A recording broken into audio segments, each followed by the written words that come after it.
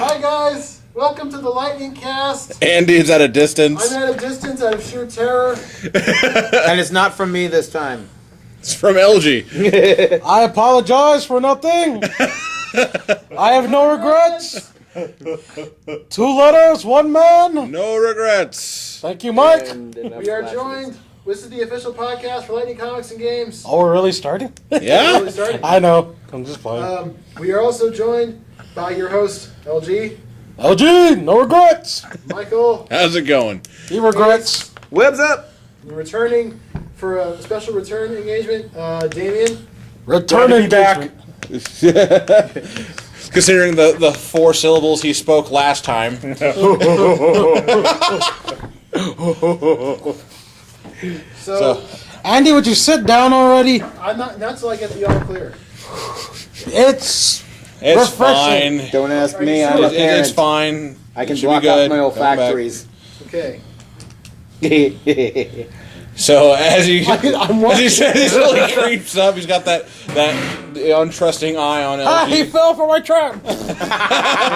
For those of you I have you now. who can't We finally tell, discovered a way to defeat Batman. LG's first. Dun-dun-dun-dun. Robin, flatulent Bruce. Batman. Alfred's jalapeno sandwiches are ferocious. Picks up the phone. Of course, sir. It's an old family I imagine recipe that from his London, jalapeno sir. sandwiches are dangerous. Picks it up, damn straight. Sir. I can imagine Batman sits in the Batmobile and there's something ridiculous like a whoopee cushion, then he gets a call on the bat phone. This is Batman. Pwned. Pick it up again, sir. Pwned, sir. Every time. April Fool's, sir. Yep. Okay, so let's start. Oh boy. Let's That's the all over. let's He's his own symphony over here. let's start with some. Da, da, da, da, da, da. Let's start talking about some comics. Alright, so.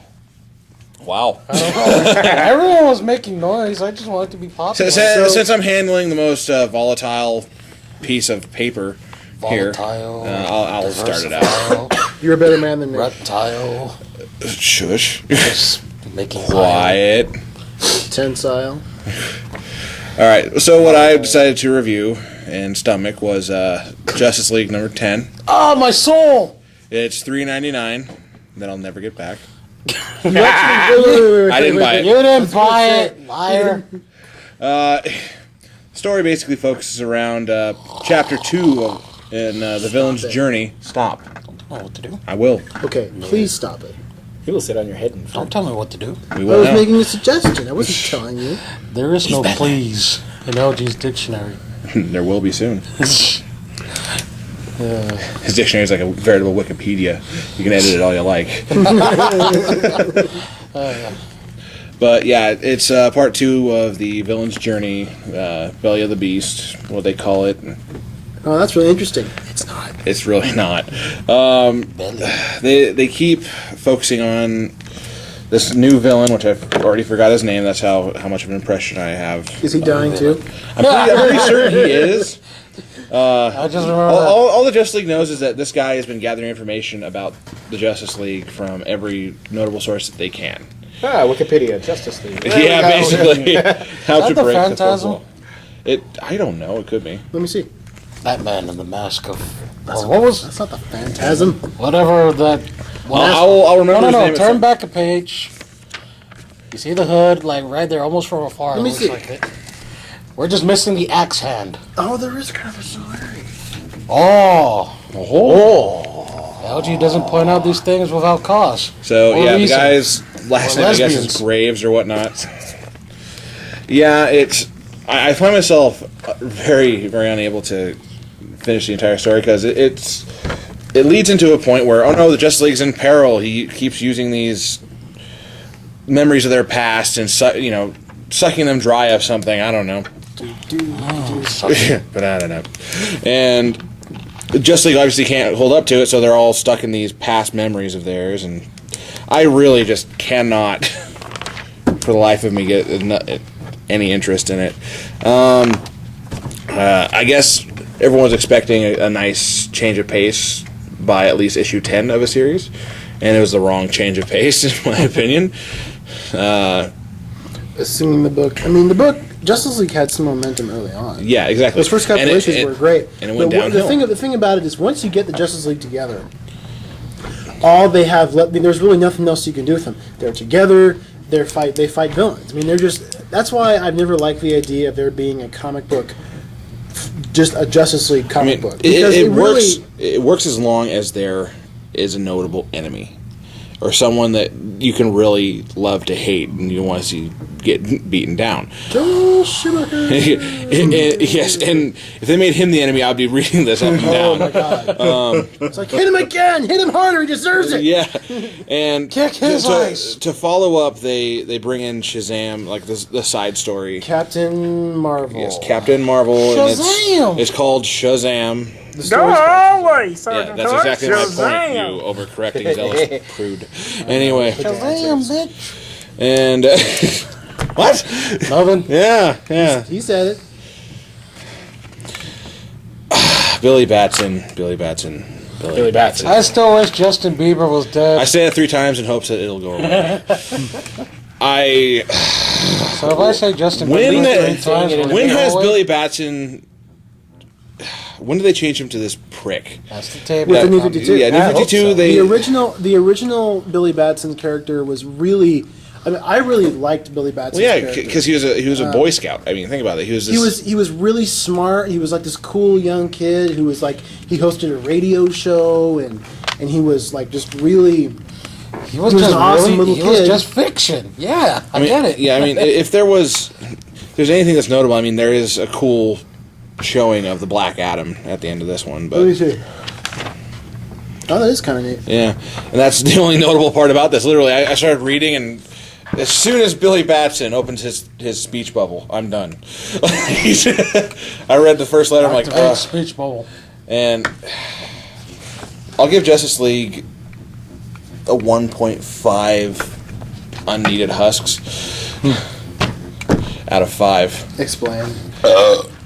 They, wow. Oh, that's all the explanation we needed. In here, Well, thanks for clearing that up, yeah, Mike. yeah, in here for some reason, when they get hit with this guy's ability, they turn into this little shriveled up versions of themselves, and it's just, I just don't care. New Justice League brand jerky. Yummy. Basically, yes. And I mean, if you like Justice League, cool. Just try like it. and stomach this storyline until they find something Wonder better. Woman flavored. Hopefully, they'll go the way of the Dark Knight, but that will be in Andy's hands here. So I'm gonna. One thing I like about Justice League, Wonder Woman still has. You are a lonely individual. Vindual. Aha! My I'm not the only one messing up with speeches. My nose. Oh, I hate this. Mike, pass the ball. I am passing the ball to LG of all people.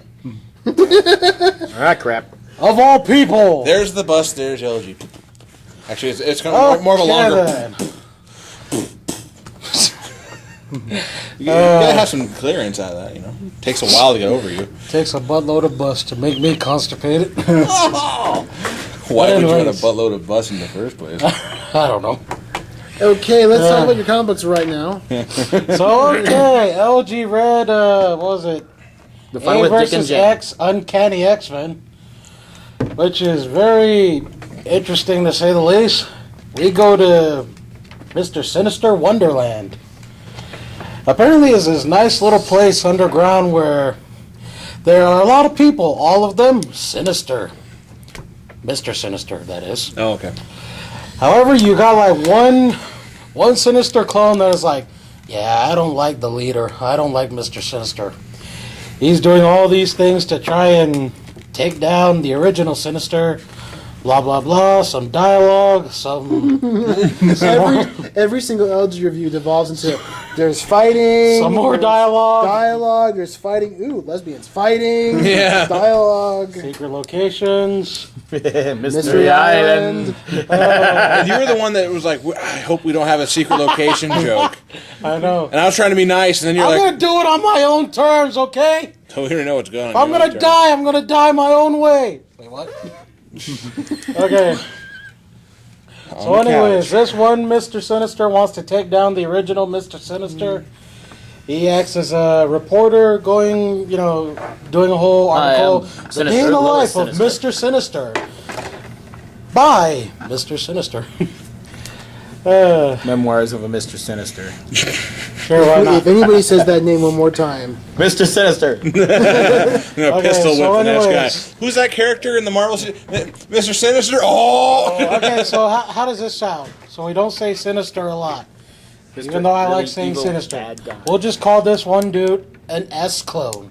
How about we just call them Flufflekins and be done with it? Okay, I'm- the there you Flufflekins go. wants to take down the original Mr. Sinister. He sorry, said Sinister again.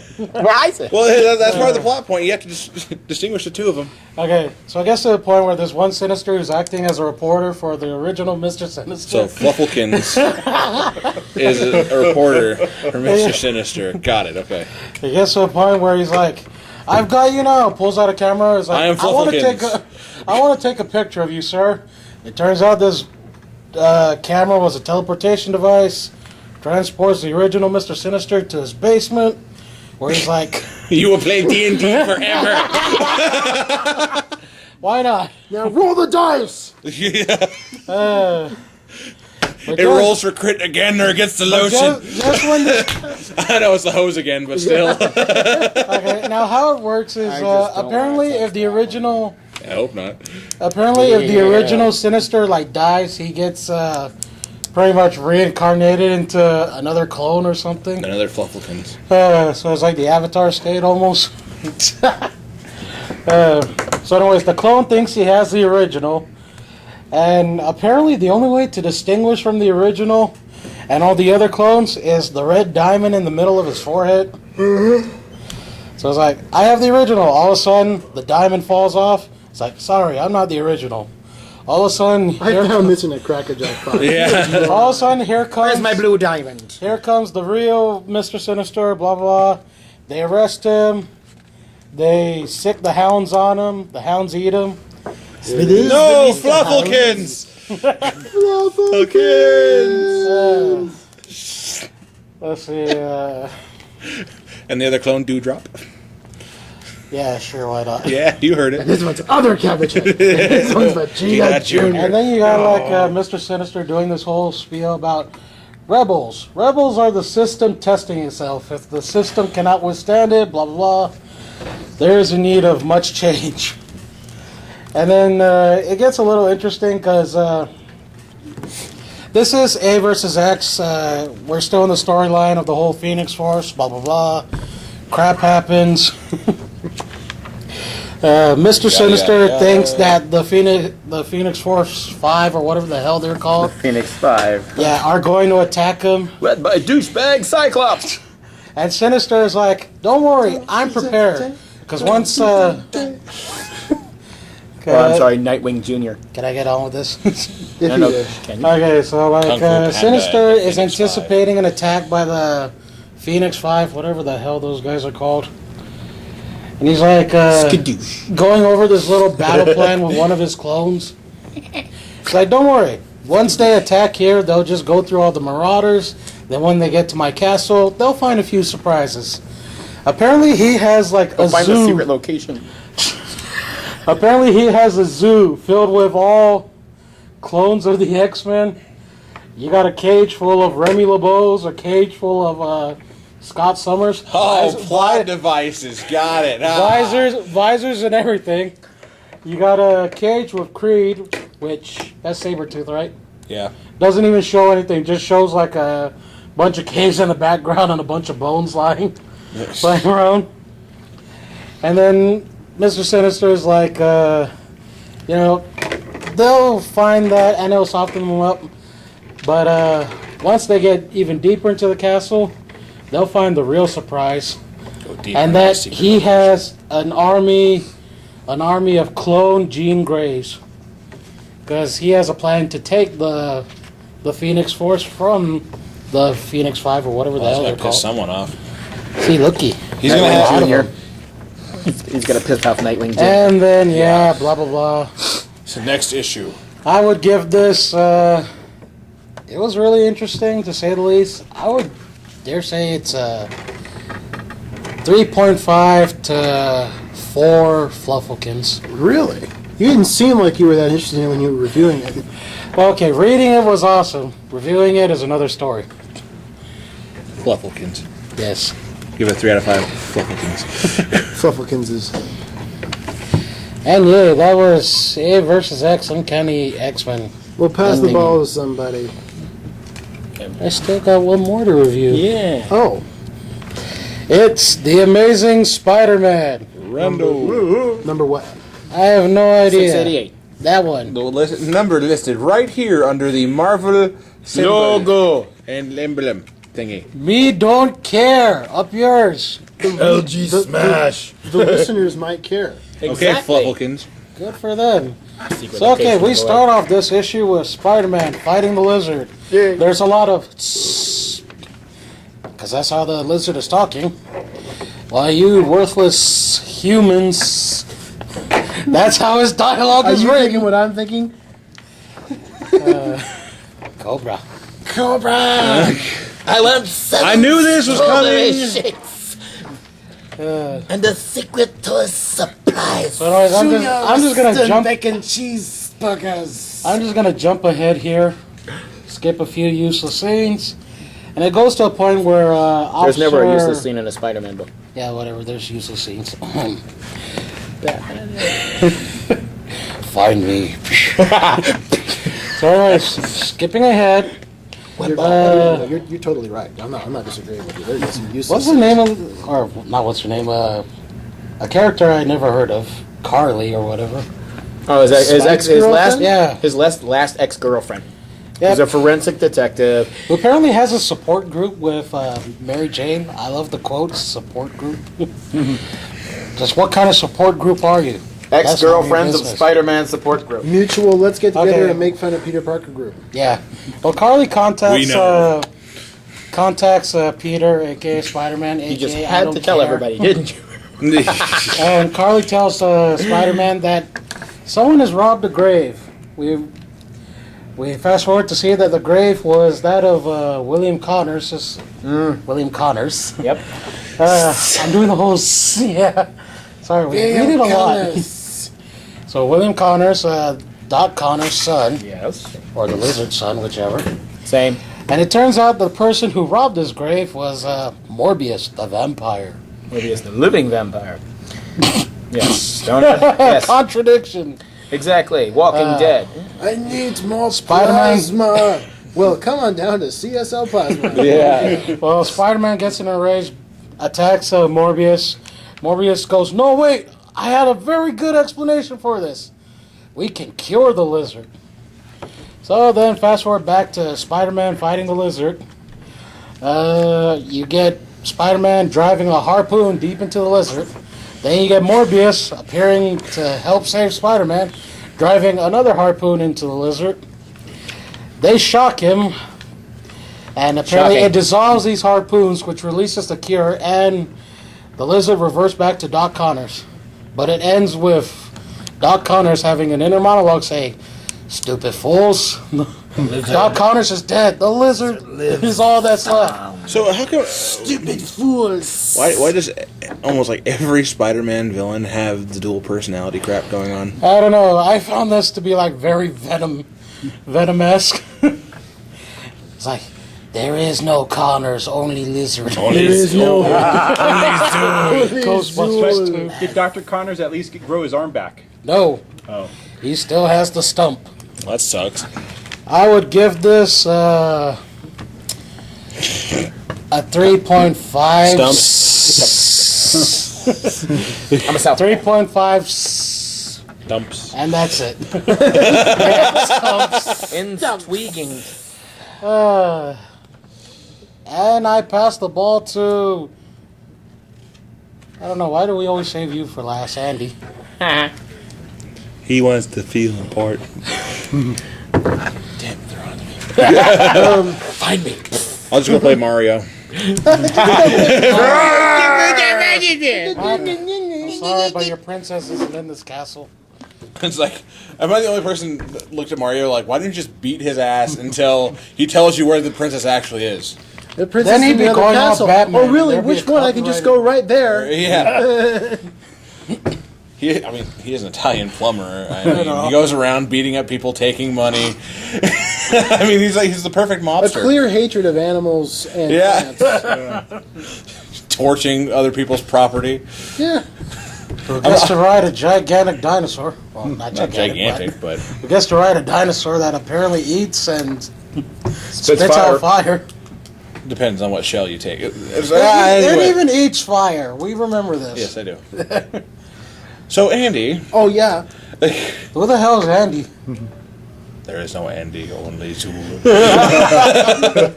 What book are you going to review? I wish the French would stop talking. Well, I've got Batman the Dark Knight number 10. What's 10 in Spanish? Yes. I find it very interesting that you're reading a Batman comic. I know, right? With all the hatred we hear from him all the No, time. that's mine.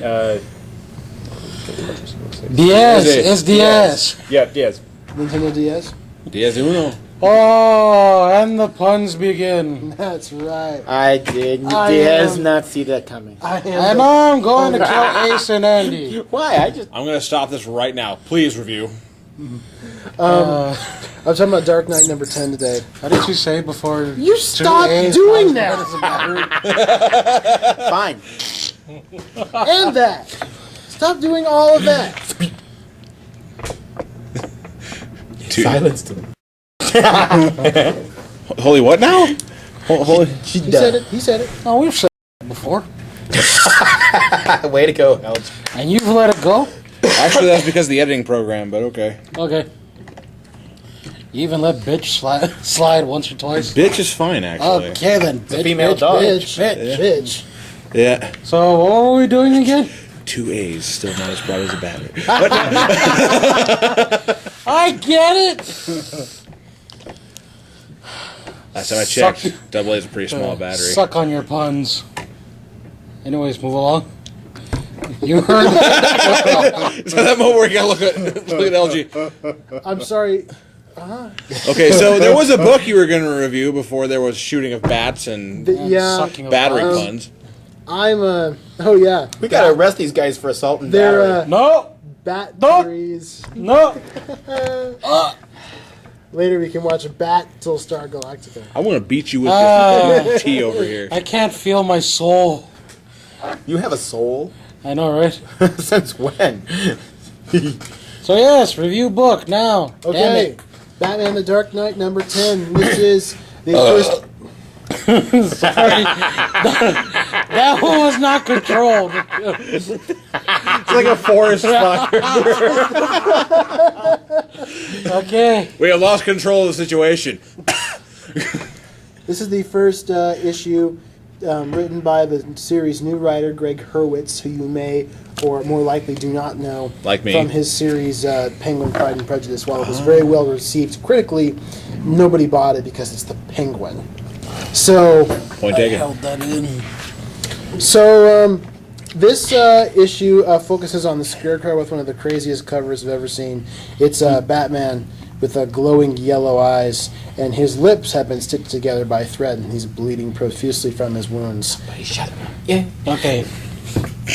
What? Apparently there's like two different liquids oozing out. One is blood, the other is... That is the light that's on I one think it's side. for of it. lighting. Okay then. So, We'll go One's with that. pus, the other one, ew. yeah, it's beginning to He's stab. diseased. Tasty. Platelet. I understood that. Remember the stitched up. What, did he run into D. Snyder in Strangeland? Will you be quiet, Ace? I What? like that movie, by the way. But anyway, What would Batman do?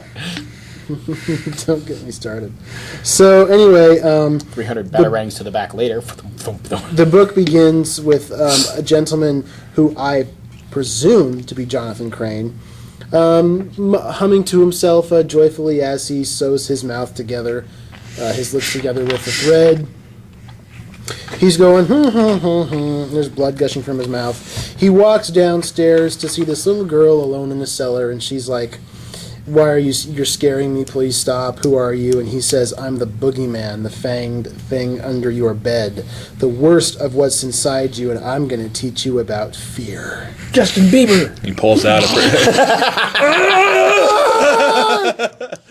pulls out a People, perfume may you sprayer. die horribly. He does pull out a perfume She spray. goes, wait a minute, you have a loose thread. Welcome to Macy's. So that's what they have in those. I can't see. Again, I can't feel my Cut. soul. Meanwhile, in Wayne Manor, Bruce is Down. yeah, pretty much. He's sitting at There's another love him and leave him. Fight me. he's sitting at one of his many grand pianos in his mansion in his underwear. How many? Batman lounges into the Answer me. grand How many grand pianos does Batman Batman own? need. 11. Is that a true fact? For real? I think I read that in a comic book one time years ago. I'm gonna find out. I'm gonna see if this is. I don't. That's a What? No harpsichord? really. Mike's gonna look it up on his phone. Keep going. I have to test. Sitting also at this piano is there's some hot chick that he's obviously been demonstrating his Demonstrating? Is that what you call it now? I was gonna make a joke, but you interrupted it with your heinous laughter. Of course. She's playing the piano and they're whispering sweet nothings to each other, or whatever you call it. Of course, but Suck at playing the piano. Alfred, All those skills. Alfred That's a sweet nothing. gentlemanly enters the room and says, "Master Bruce, I need to word with you." And he's gonna run. He's got to run off and do some bad. I need a word with you and put on clothes. I have your pats, sir. Let's see here. If I understand this series of panels correctly, No, you the don't. little Stop doing that. the Seriously. little girl who Hello, the Mike. scarecrow was torturing has been released onto the streets, and she's walking around in a catatonic state. The guy who drops her off is driving away in his car. He's heading towards. Let's see here. Oh yeah, he's speeding towards the open window of a maternity ward at the Gotham Hospital, because I guess in Gotham they keep all the newborn babies behind a plate glass window next to a busy street. Why not? That seems like a great idea. It's a brilliant idea. There's no chance of danger. So this guy's about to jump through or crash his car through the maternity ward and kill a bunch of newborn babies. In comes Batman. He swings into the car, kicks the guy out the window, takes control of the car, and steers it safely away from the newborn children. The guy in the car was not the kidnapper of the little girl ever. He was just the guy paid to drop her off. And let's see suppressed that here. There's a really good line here where the guy that Batman kicked out of the car says to Batman, even if I did see this guy clearly, you guys have to help me. This is police brutality. And Batman's like, no, it's vigilante brutality. If you want to sue me, serve me a summons. I thought that was kind of fun. I get it. Cut to Commissioner Gordon and Batman on top of the roof of police headquarters, talking it up like they do all the time. Keep going and don't worry about me. Trying to find the answer to this grand piano thing. He just has to know. I have to know now, how many grand pianos does this guy have? They don't say. It's not going to be like on Wikipedia. Well, now. Anyway, Bruce, in his Batman garb, sneaks into the room where the girl that was kidnapped, who's now been returned safely, is Riding being a grand kept. piano. Sorry, what? Just sneaks into the room riding a grand piano. He had a spare one lying around the mansion. The bat grand piano. The little rocket out the back. Yeah. He just tools around, playing his theme. This is a whole different side of Batman we now. Look away. Next, we see Batman with sparkling sunglasses, looking all like Elton John or something. Why not? Anyway, so he comes in the Andy room. had the worst look on that. Never mind. She comes in. Batman goes in the room where the little girl's being kept. She's catatonic. She's not. She's not saying anything. Batman. Get the formic acid. What? Them reference. What now? Them reference. Oh. Remind me. The little girl that was wandering catatonic in the desert, and the scientist, give me the formic acid, puts it on her nose, and that brings her, because the formic acid that Is that ants in, is give that off. in? Oh, with them. I thought giant- for some yeah. reason. Is that like I thought, smelling salts? I thought you were or- talking Kind of. about They Live for some reason. I don't No. know why I was thinking that. Anyway, so Batman's trying to figure out, who did that to her, but she's not talking. So he's like, okay, that's fine. He just kind of sits down next to her to try to comfort her. He's dressed like a giant bat. Doesn't work. Yeah. Meanwhile, It's okay. You'll be fine. You're a strong little girl. You will be fine. Don't cry. It's okay. calm down. Calm down. Pulls out the batarangs, the bat boxing glove, the baseball bat. Doctor, you want it on the phone. Calm down. Calm down. Everything will be just fine. Oh, Can airplane. we get off the airplane, please? Sorry. Meanwhile, back in the kind of plane Batcave, Bruce is on the Bat computer trying to figure out what's going on. Damian is in the background. Yes? Not you. So anyways, Ace. They tried to save Ace. Damian, Bruce Wayne's son. That Damian. Is in the You're his background. son? Hey, Will you be quiet? Damian is in the background. And one of the things about this issue, Damian's very out of character. Why, he's He nice. seems a little, mopey. It's like, oh, how come you're not paying attention to me, Dad? Oh, boy. Daddy. My Shut up. daddy's Batman. I'm Is he sad. going through puberty? Nope. Probably. It pisses me off I can't tell anybody in the playground who my father is. Who's your daddy and what does he do? He's Batman. Who's your daddy? What does Yeah, that's Batman. gotta be the most awkward. Take your parents to Kid to work day. day, yeah. Kid- I have found out that you can access the Batcave by playing 3 specific notes in a row on the piano. Do, Do, do. NBC?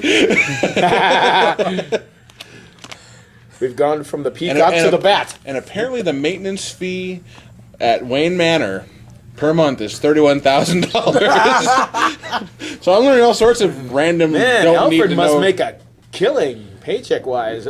Why do I only get $3.50? I didn't do anything. So, Now I did. oh boy. This has been entirely derailed, man. Just keep going. Power Oh through my it. Be God, the Batman. that is- Be the Batman. Okay, That is I'm foul. gonna shield my face like Batman. So we cut to Commissioner Gordon going in his house. Commissioner Gordon cut one? Commissioner Gordon gets into his shower fully clothed for some reason.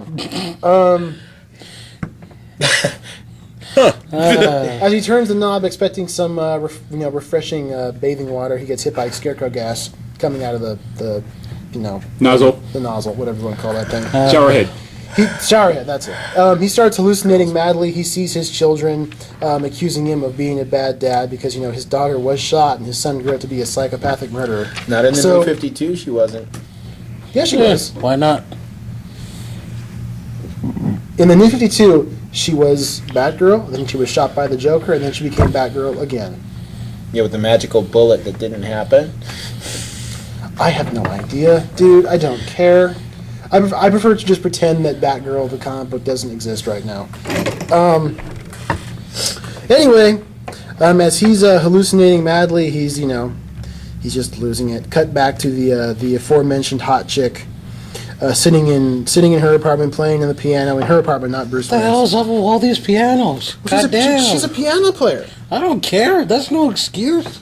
I think it's a pretty valid excuse myself, but hey, whatever. There certainly are a lot of keys in this story. Oh my God! Really? A lot of key points. Mm-hmm. Yeah. Mostly on the pianos. Die Ace, die Andy. May you Yeah. burn in hell forever. You definitely, when you're reading the story, you don't want to miss a single beat. Those are drums. Ha ha. When it all comes down to it, everything in Batman is black and white. Oh! My soul.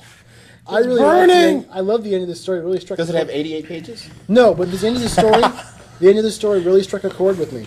No more puns. I could No not find, more! I could not find how many pianos are in Wayne Manor. I'm betting 5. No, there's one that he stole from 88 Fingers from the 60s series down in the Batcave. What? It's not a pun. He's talking about the It's 60s the TV show. Carrie character played by Liberace. Still will kill all of you. Yes. So anyway, Bruce Wayne shows up to take her out or something. Feeling stabby. She's like, it's the Where'd same. you go for 3 hours? It's the same situation like it is in every book. Where? How come you're always disappearing? I never get spending time with you. Well, you know, I have business to do, and I'm a billionaire. I'm a Bat Bruce Banner. I'm a billionaire playboy. That's Let's my see. summary of it. Cut back to outside Gordon's house. The Scarecrow shows up surrounded by a flock of crows, amazingly. He kills... Night of So the he Owls, can't live Flock up of to the his Crows. name. Got it. Wings of the Sparrow. He kills some hobo sitting Hard outside to Gordon's swallow. house. The Scarecrow kills some hobo sitting outside Gordon's house, leaves a cryptic message that reads, and I quote, "Between the emotion and the response falls the shadow." Translation pending. And Who knows what evil looks in the hearts of men? Sorry. Scarecrow finds Gordon sitting in his living room, blathering on about how terrible a father he is. And then the Scarecrow is revealed saying, "Don't worry, Gordon, we're just getting started." And that's the end of the issue. Definitely hits a tragic note. Anyway, so Kill Andy. Ignore it and it'll go away. That must have cost a Steinway for that joke. I understood it, but you might want to explain to the listeners what that means. Steinway's a kind of Yes. You just explained it. yeah. That's why I must kill all of you. Well, maybe not mine. Goodness gracious, great balls of fire. You can go ahead and kill Ace. That's music to my ears. And if you kill Ignore it, people, it'll go you away. watch WrestleMania. Anyway, I am the champion. so here we have the very first issue of Greg Hurwitz's run on this book. Is it better than what we've reading so far in Dark Knight? I would say definitely yes, especially the David Finch penned stuff was brutally bad. And I'm curious to see where the story goes from here. I really like their interpretation of the Scarecrow. They've made him really crazy and really creepy and really scary, and I always feel like he's one of those characters that... Yeah, I like the Joker, but less clownish, more like a walking scarecrow. Is this his first appearance in the series? I hope. No, he had an appearance in the previous issue of Dark Knight. But this is his first big appearance in Where in when the he New 52. changed his appearance and Yeah. stitched So his face up. and he the- just must be in the stitches. writing is really good. Batman's not in the issue very much, and I found the whole scene where he goes to comfort the little girl a little ridiculous. I mean, I can't believe that. I mean, I can understand Batman sitting outside the window brooding, "Oh, I must stop the man and do this," but actually going in there is just like, dude, you're dressed like a. This girl's had a horribly traumatic experience. You walk in dressed like a giant demon.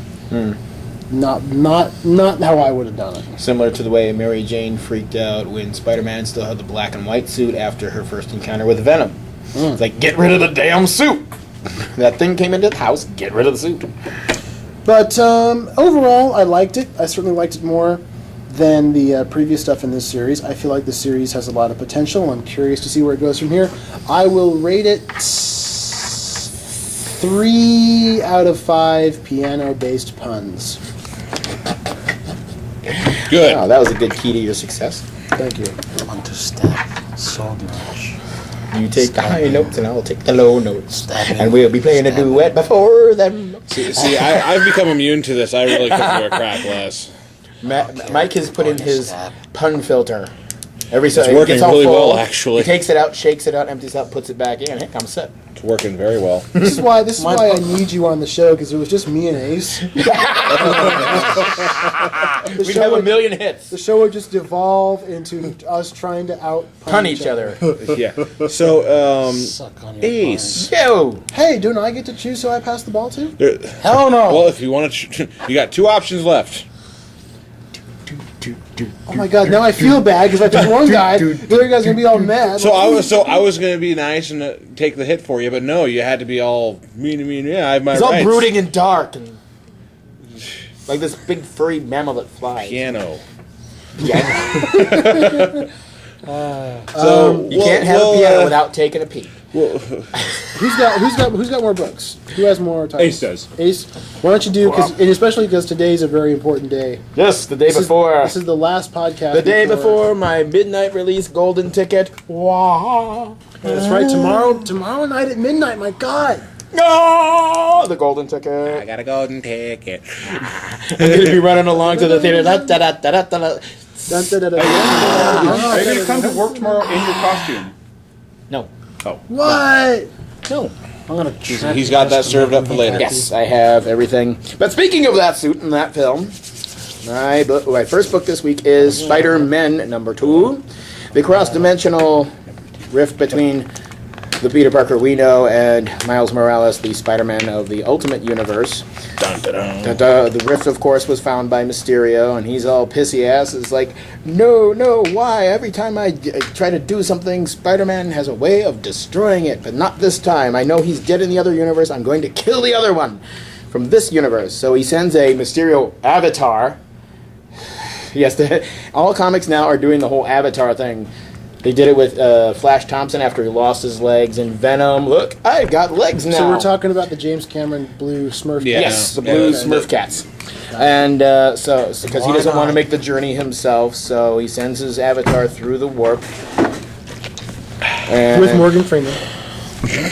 Oh God. he's in everything, just like Samuel L. Jackson. Meanwhile, in the Ultimate Universe, Spider-Man is having a conversation with the other Spider-Man, and it's like, so what's the deal? What? You tell me. No, is this a clone thing? What's the clone thing? You tell me. I thought this was a Nick Fury kind of test. That's a good one, is it? You tell me. I don't know. They both don't know what's going on. And Miles, in the Ultimate Universe, since Spider-Man died and everybody found out it was Peter Parker, everybody that sees him in the red and blues are going, "Are you Peter Parker?" It's like, I can't answer that question. It's like, that's a big no-no. And he's like, even Miles Morales, "Are you Peter Parker?" "What? My God, you are. Are you? You are." It's like, "Oh, you thought you'd be short, but oh man, this is huge. I was hoping one day that you died." And he's like, "Okay, with that, you're officially freaking me out. They're having a spider fight on the rooftops. He shot a web. I dodged it. Yeah, I saw that. Kick him across the roof, back and forth." And the kid is asking him questions. Are those real web shooters? Are they organic? What are they? And it's like, why am I freaking out? Blah, blah, blah. And it's like, you're saying you're Spider-Man, but I'm Spider-Man. What's going on? And even when you guys mentioned I got that reference, the flying monkeys from Avengers. Mm-hmm. I was reading the point where Spider-Man goes, "So I wish I brought my ruby slippers so I could clip them together and get the heck out of here." I understood that reference. So remind me, does Miles Morales have mechanical or organic web shooters? I think he has organics. Okay. Right? I actually haven't read the Ultimate Universe as much as I should. That's a really good series. So what gave him his powers? The same way that the original Spider-Man did, but it was his uncle who was stealing tech from Osborn, stole one of the genetically altered spiders. It crawls out of his bag when his nephew's visiting him, bites his nephew, he gains his powers. But he has a little more powers than the original Spider-Man does. He has a venom sting. If he touches you, paralyzed. And he's like, he actually touched Spider-Man, and he's like, "Uh-oh, did I kill you? Hello?" Tap him on the face, "Are you there?" And he's like, trying to take off the mask to see if it is Peter Parker. He's like, "Dude!" Literally, right there. Just, dude! I kicks him off the rooftop. It's like, I don't know how long you've been doing this, but unmasking is a big superhero no-no. What'd you do me? Venom sting. I can only imagine as an 11-year-old boy, you sure... I thought he could web or stick to walls. He thinks he killed the poor kid and turned him into street pizza. He doesn't know that this Spider-Man also has chameleon-like powers where he can blend into the background. He can conceal himself. That's awesome. So it's Are like, there any spiders in nature that can do that? well, they have the different markings so they can blend into their background. So Right, the they're camouflage. indigenous. It's camouflage. It's like the Basically. desert tarantulas. They're kind of like rusty brown colors. They blend into the sand, Yep. so they're predators. Yeah. Also. And the one that looks like a brooch. Here, honey, I love you. Oh! What are you curving? He said, Thank you, LG. I didn't catch it. And so he thinks he's dropped him, and he tries to snag a web line. The kid slides down his web line, kicks the amazing Spider-Man in the face, just so we can differentiate between the two. Amazing and Ultimate. Amazing and Ultimate. Okay. He catches the Ultimate Spider-Man in a web. He's like, no, what the heck? And Spider-Man, Amazing tags him in the back of the mask with a web, yanks it off. He just pulls a big superhero no-no. Wait, so he whips. He whips the kid's mask, pulls it off of the kid. That's not cool. So it's like, okay, now that I'm thinking clearly, and you're not some younger version of me. Now I'm asking, how do you know the name Peter Parker? How are you Spider-Man? Give me my mask back. Like, give it back to you. And he's like being an adult figure going, I'll give it back to you when you answer my questions, you know. And then he's got, Ultimate's kind of getting pissed off. So he also has like a electro bite charge. Touches Spider-Man's web and shocks the whole web and shatters it and totally destroys it. So he's basically knocked Amazing Spider-Man unconscious. And it's like, oh crap! What do I do? Well, he's got a web shooter. I hope it works. Whoop. So he's pretty much blind driving Amazing Spider-Man around the city. While he's out, he goes, "Oh, it is Peter Parker. Now what do I do?" So he takes him to S.H.I.E.L.D., of course, and. Amazing Spider-Man has his mask off. He's in a thing with like an container with an electro field, and he's like, Peter, and you are Nick Fury. You know me? I know the name and the eye patch. Are you Peter Parker? I don't really know how to answer that question. It's pretty straightforward. May I ask you a hypothetical one? He says, go for it. Okay. This is a big... For those of you who haven't seen this issue, there is like an entire quarter of the page that is just the thought bubble. Consumed by just the word bubble. Now, let's see. If you were a pretty well-known superhero who had put a lot of effort, thought, and time in concealing your secret identity because you fear for the safety of your loved ones, I lost my place. but all of a sudden found yourself in a situation where suddenly your real name seems fairly well established and your mask was off, and then you ran into a teenage African American version of yourself, and now you're talking to frankly, a much cooler version of Nick Fury than you were used to talking to, and you were pretty sure after you had some time to think it over that you have either A, had a complete psychotic break, B, are tricked by a former movie stuntman turned supervillain into thinking this is all real, or C, have accidentally transported to an alternate dimension that slightly resembles the one you're from, if not for gigantic difference. What would you do? He's like, oh, that old nugget. And did I mention the part where everyone seems to know Peter Parker is Spider-Man? Which so what does Nick say? I'm getting to that. He goes, and he's like, quietly, which I will still neither confirm or deny, where I am and who that kid was. And he's like, come with me, Peter Parker, this is Miles Morales. And yeah, we have met. And it's like, is it really him? Kind of, sort of. This isn't the Peter Parker we knew. He's from somewhere else. And the Amazing Spider-Man's like, new? Is that why he's so old? I'm not that old. I'm like, he's 13. We all look 80 to him, Fury explains. So. Yeah.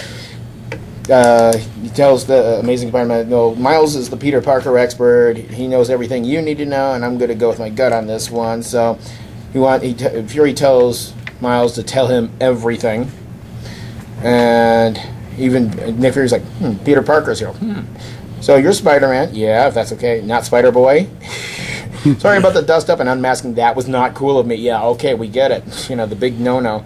But that's okay. I've never been in a helicopter.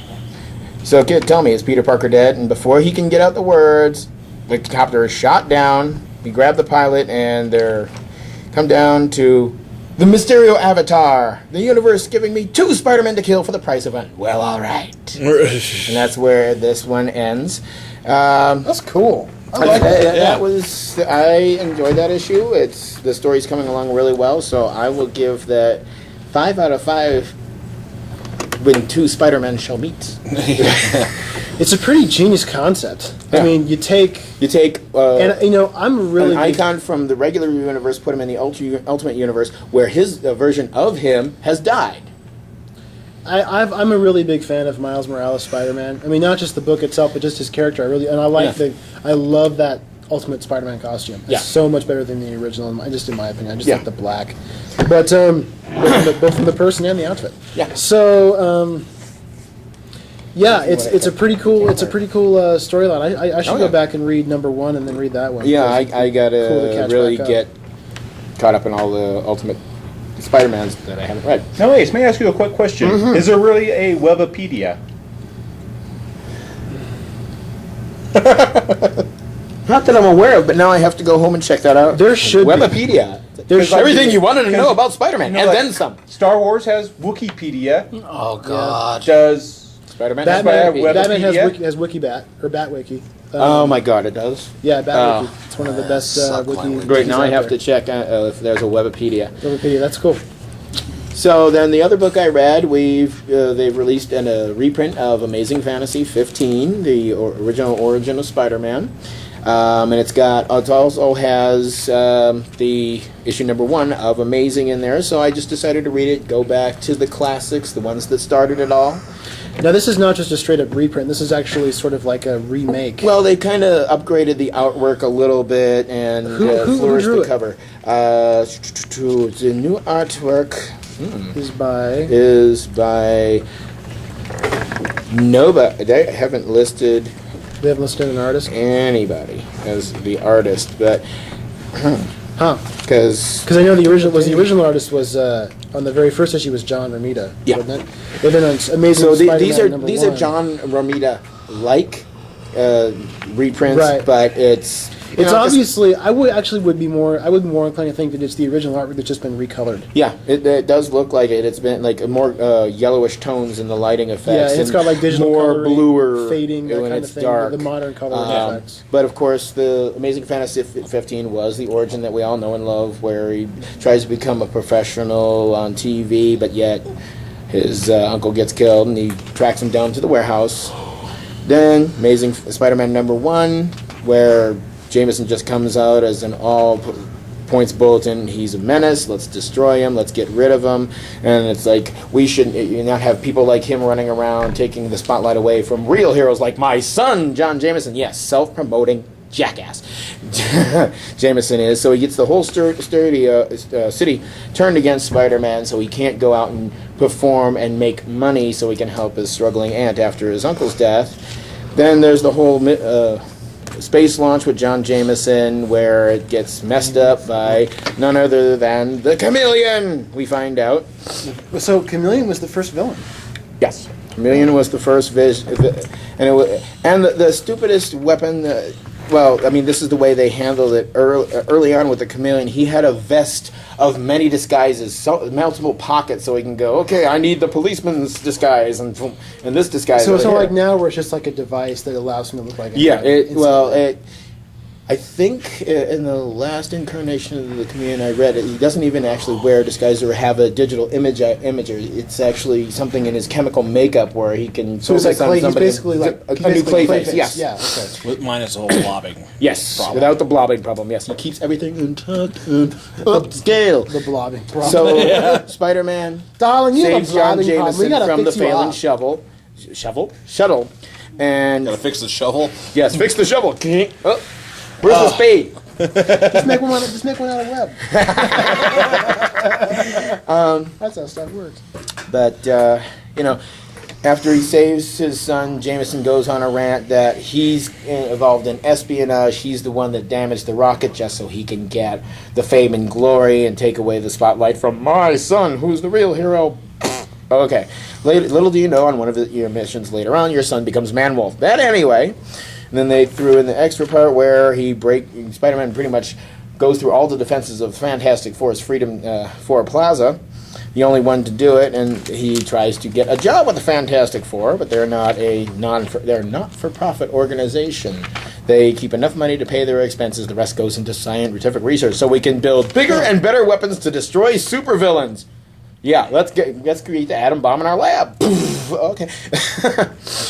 So, with all the press that Spider-Man's getting, the Chameleon decides to become Spider-Man and get everything distracted away from him so he can commit crimes, and so on and so forth. Spider-Man eventually unmasks the Chameleon after he runs off so that the police don't catch him, and it was just a fantastic trip back to nostalgia, and So, can I talk about this for a little bit? yes. I don't read a lot of Spider-Man comics. I do really like the character, despite all the crap that we give each other. I know we're both fans of each other's favorite characters. Exactly. And Who's that? Bat? Okay, wait. see how it is? I've read most of the first couple years of Spider-Man stories. Yes, And you're I farting really- in the bathroom, LG. I'm sorry, there's a glow green gas effect down here. It's like a fog. It's like a mist. Breathe it in. Breathe deep. No. You know, it's funny. What was the year? 60? August of 1962. 62. Yes. Now, what was amazing about Spider-Man that I always really thought, I mean, especially at the time, it was extraordinary. Before Spider-Man, you had characters like Superman and Batman and the Flash and the Green Lantern. Adults. Well, not only were they adults, but they were they were like flawless people. Yes. I'm omnipotent and look The at me. I have a superheroes cut were like chin. these people that did everything right. They were everything that was perfect about humanity. You know, what I love about Spider-Man is that before he gets powers, his life is a mess. After he gets powers, his life is a bigger mess. Mm-hmm. And I'm like, oh, that's a genius idea. Mm-hmm. And it seems like obvious now, but like back then you're like, gosh, what would happen if getting powers just made your life even worse? Then what do you do? And it really humanizes him. I think Spider-Man is a very human engine. That's what I really like about the character. And it's great how, you know, he even after he saves people They still think he's a menace. they still Thanks think to he's a Jameson. menace. Jameson. He's a menace. But still, I want more photos of Spider-Man. God. Yes, it's great to have my voice back. All my voices back. Yeah, all of them. Now during the Spider Island saga, did he want photos of Peter Parker? Since everyone had superpowers, or Well, see, the thing is that while everybody else was getting their spider powers, Peter was downplaying his. I guess I haven't been bitten yet. And then as the story progressed, he throws on his costume. It's like, well, I guess I finally got my spider powers. And he just happened to have a Spider-Man suit. Yeah. But his girlfriend at the time, it's like, wait a minute, you've had your spider powers? You're Spider-Man! That's it, we're through. But yet, when she gets her spider powers, she's like, oh, I could really do a lot with forensic detective work now, and whip. But that storyline also brought us the coolest cover: Mary Jane in a Spider-Man Dagoatee and shorts on a wall. That's all we need to say. Why not? I don't know. What? Support group. Like a sports shirt and got it. shorts, and we still got one of the issues. It's just awesome. Yes. We're all like, oh, we're going to take a short break. Hey, well, we all huggle over Mary Jane and her. But anyway, Spider-Man Come dungarees. back here. But anyway, to finish what I was talking about before, it's a really to pardon the pun, it's a really amazing debut Spectacular. for a character, Ultimate. and you Sensational. can easily see Porno. you can easily unlimited. You can easily see how right from the get-go people would have been crazy about the character. Yeah. Even though in this comic book they recolored him so it was Sparkle. blue and red as opposed Yeah. to black and red, which it was in the original story. Right. But yeah, it was cool. It was cool And to see. the hardest sell and when Stan Lee first created the character, you know, is one of his. He's quoted as saying, "Well, John Romita was like, you can't make a book about a teenager. Teenagers are it was his editor Martin Goodman. Yeah, he said, who said you can't. You say he's a teenager. teenagers are only sidekicks. sidekicks, not superheroes." And it's as well It's not gonna work. documented. And people hate spiders. Yeah, he said this will Gagugas. never work. Gagugas. This is an excellent. I'm sorry, what? Gagugas. The socks ruined it for me. Not for me. Anyhow, Makes it better. Yeah. so yeah, would you wants to care see to it. rate this reprint? The reprint, I would give it 10 out of 5 double thwips. Well, come on. You can't do. Okay, if we start doing that, then it's going to get ridiculous. We got to keep it somehow contained.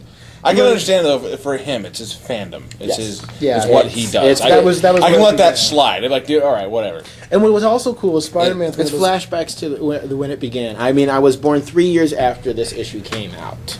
But yet my parents got me Walt Disney comics and Superman. It's like, yeah, okay. But they never got me Spider-Man. I don't know why. What I like also another thing that's really cool is like unlike a lot of other superheroes, Spider-Man came out fully formed. He pretty much is that same guy even to this day. Yeah. I'm gonna be Unlike with you. unlike Batman, who's like changed an awful lot over the 7 You years. sitting on her? He's about to be. Don't sit on Mary I'm Jane. not sitting on Mary Jane. Give me Mary Jane. Wow. I'm not gonna go further because then we get into Spider-Man Triple X, but we're not gonna go there. I was laughing at State of the something. Union. I was laughing. Well, there's some kind of unions going on, from my understanding, but they ain't states. I hate Ice Cube. I really do. What were you laughing at? This shot of Mary Jane is like, don't worry, people. I'm Mary Jane Watson. I'm all the superhero you need. And she looks freaking crazy. Crazy hot. Yeah, that too. But whatever. So- Jane Watson, of course. Also, But she's also doing the whole. to wrap she it just up. gets her spider power. To wrap it up, let's toss it over to Damien. Damien, you've got a book. Damien. Yes. Damien. What The is French it? version of Damien. Sounds like a demon's name. Yeah, Damien. That's what it means. Okay then. It's from the Latin word daemon, which means demon. Whatever. That explains a lot. Not really. My name means the crowned one. So I am royalty. Andy means manly. It could be a wave too. I don't care. Crest, crown. Yeah, close. What the? You said wave. Hey, stop that! Okay, from the other side. You're that mean guy at every baseball game. It's like, I'm not getting up. I'm too cool for this. I actually was not feeling good enough to stand up right That wave is too mainstream for me. Now I'll stand for the Pledge of Allegiance to a guy in a wheelchair. Let me see you these for a second. communist. Here we go. Got it. No. Oh God! Here, How do you say with this? let me see it. Let me see it. I want to try them. Better than you do. Holy crap! Okay, Damien. Son of a... Okay. This explains a lot, Damien. No offense to you whatsoever. Why does everyone keep passing around my Let glasses? me try God Daniel's damn it, man. glasses. Holy Mary Jane. Oh, my eyes actually. What the hell? Your eyes are crossing. For anyone who's curious, we just decided to give around. Look at me, Ace. Can I have my sight back? He can. Look at me. Can I have my sight back, damn it? It was like looking through a fish Do that again. When you do that, your eyes are smaller than the rest of your head. All right. Well, let's stop blinding me. Okay. I did it for the hipster joke, and then Just got out of it control. evolved into this. Are my eyes gonna cross? Holy God, this is worse! His eyes are crossing.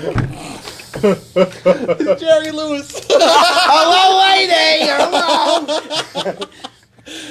Oh my God. Well, see, hell is this that show? affects my lazy eye. It makes me... Oh yeah, because automatically your eye you're like, look at me. Your eye goes.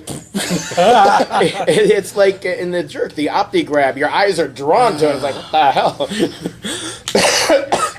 There we go. He's pulling out the old Clark Kent glasses. What a great disguise. There's no lenses in the damn It's too thing. mainstream Well, you know, for me. gee, Where did Lois. Andy go? Who are you? I'm Superman. Oh, shoot. Wrong costume. It's got frills and. Superman's dress attire. So you are Liberace as an alter ego. Yes. Okay, Damien. Super Love duper story than man. Twilight. After that explosion of randomness, what? I've been reading Star Wars: The Essential Guide to Warfare. Now it's more of a history of conflicts Future history. within the Star Wars universe, so to speak. Goes to maybe like 30,000 years before the Battle of Yavin, then hundreds of years afterwards. That's cool. And of course, probably about half of it. God, they got history lessons in Star Wars? Yeah. Man. You should listen to the Star Trek ones. They're way more boring.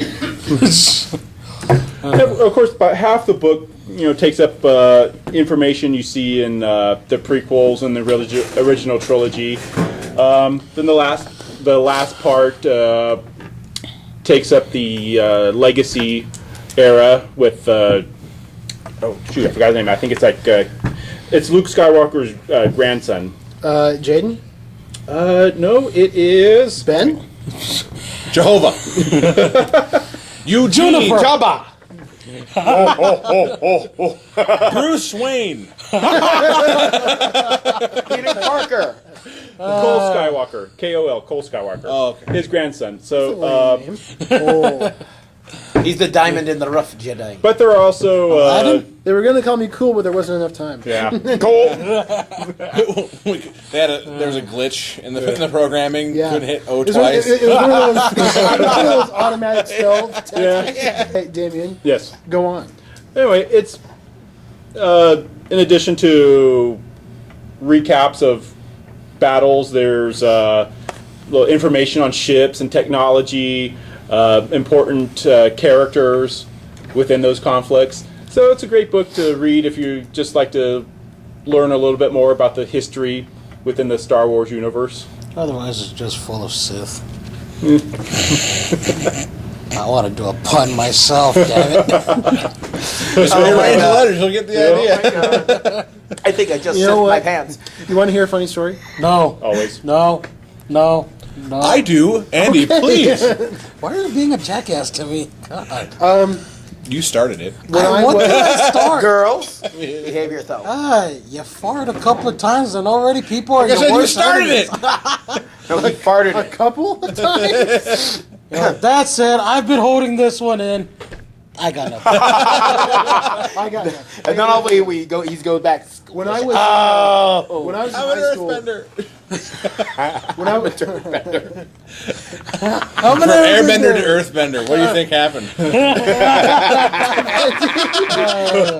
depending on what you had, maybe a waterbender. Yeah, exactly. Mud. It burns, firebender. I'm the Avatar. Yeah, exactly. Anyway. Oh yeah, my, Chunks in it. It's a corn bender. Yeah, my whoa. funny story. That's right. We haven't I heard have the it. realization, like, what? When I was Don't in, stab me. it's not that funny now, but I'll Get a you know, room. When I was in high school, everyone I was watching a lot of Star Wars when I was in high school, and somebody put a Star Wars pepper sticker on the back of my car that said "Sith happens." Why not? That was nice of them. I would have kept that. I didn't ask. I was kind of mad because it wasn't my car, but Oh, so it didn't belong to you. Okay. yeah, no, it's complicated. I was driving mess it. with the bumper stickers, except for the one. This one was given to me by a Han Solo lookalike. I've only got one bumper sticker, and that says my other car is the Batmobile. At least I'm not going to get one that says my other car is the Spider-Mobile. Hell no! My other car's a Star Destroyer. Leave me alone. Get the hell out of my way! I just, Well, my other car is a Superstar Destroyer. I imagine My Vader other car's walking. a Death Star. Damn you! My other car is in Star Trek. I imagined Vader walking onto another ship, turning around, beep, beep. Like right after he enters the Tantive for yeah. like, You know what my Remember where we Got parked the headlights. Excelsior? you know what my It's actually the favorite? cannon just boop, boop. I just remember one of my favorite pictures. It shows like the Death Star approaching like Alderaan or something, and has the bumper sticker Bush Cheney. When Darth Vader goes whoop whoop, somewhere on Tatooine, somebody's garage keeps opening and What keeps happening? what the? Damn, it's a sandstorm. You know, the worst part is, I've actually had a neighbor that had that happen to him. Every time. It was great. They walk out. It was actually, after they had figured it out, it was a great combo. They'd just park their car, walk out, and hit the alarm, and it'd close. Convenience. Technology, isn't it wonderful? Problem solved. We're good. Okay. So now that we've covered all of our comics and our books, Books. let's. I don't. Did you give a rating on that? Oh, No, you should I rate did it. Rate it. I would give it 4 lightsabers out of 5. Ah. What color? Green. Oh, I was hoping for purple. So Yeah, I'm the only one with a purple lightsaber. Where's that damn ass for it? Which You're Jedi. What color lightsaber you want? Purple. Okay, Samuel, whatever you want. lightsabers are only blue, green, red, purple. Okay. You can combine the blue and the red and all make right. a purple. We need Oh, to find. Damien. Okay. Let's handle lightsabers. I got a whole pile. Sam, which one's yours? Just the one that says Padma. And you got a curve. I wish I could keep it. Also, I'll do my Damien, best to I would've actually keep that accepted going. Sarlacc pits as your rating. Just Okay. 'cause. So now What kind we- of deodorant do you use for Sarlacc pits? Really? Again, Seth happens. Okay, Let's okay. move on, All right. please. So now that we've all talked about books, we've all rated our comics. Let's talk about the animation exploitation, and I want to start today. Where do you start? Today, I am talking about what I consider to be one of the greatest animes ever made. Unquestionably, a masterpiece of editing and voice acting. Easily, it's my personal favorite.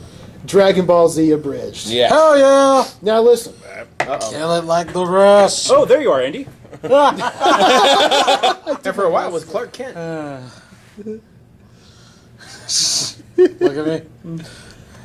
Sad. On The Office. Too mainstream for you. Where's my stapler? Where's my stapler?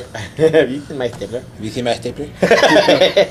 Anyway, as you're saying. So, since I know that we could easily start quoting this show forever and ever. We could just spend it. We can do a whole show where we're just quoting Dragon Ball Z Abridged. You start it. You started it. That's just how I do it. That's how I do Don't make me switch sides of the table. I'll throw LG over there.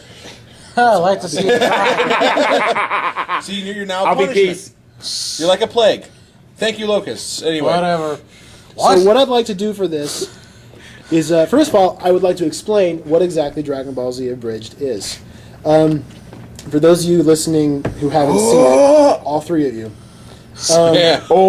Dragon Ball Z Ace. Abridged. Dragon Ball Z Abridged is some group of people calling themselves Team 4-Star on YouTube took the first two seasons of Dragon Ball Z, condensed it down into about. I think it was about an hour and a half. Well, the first season's an hour and a half. The second season's 3.5 hours because there's a lot more episodes in season 2. Yeah, of DBZ. there's, I think, first season was only 10 episodes. Mm-hmm. And then second season was actually 20, so it's... Twice as long. Yeah, just twice. Sorry. So, the great thing about Dragon Ball Z Abridged is they shorten everything down, and That's exactly what I'm talking about. There's no lenses in Clark Kent's glasses. give me those. Gee, you know, Lois. I'm enjoying these, sir. Well, they belong to me. I want them back. 1 second, I have to clean. you have to clean the lenses. Clean my lenses off.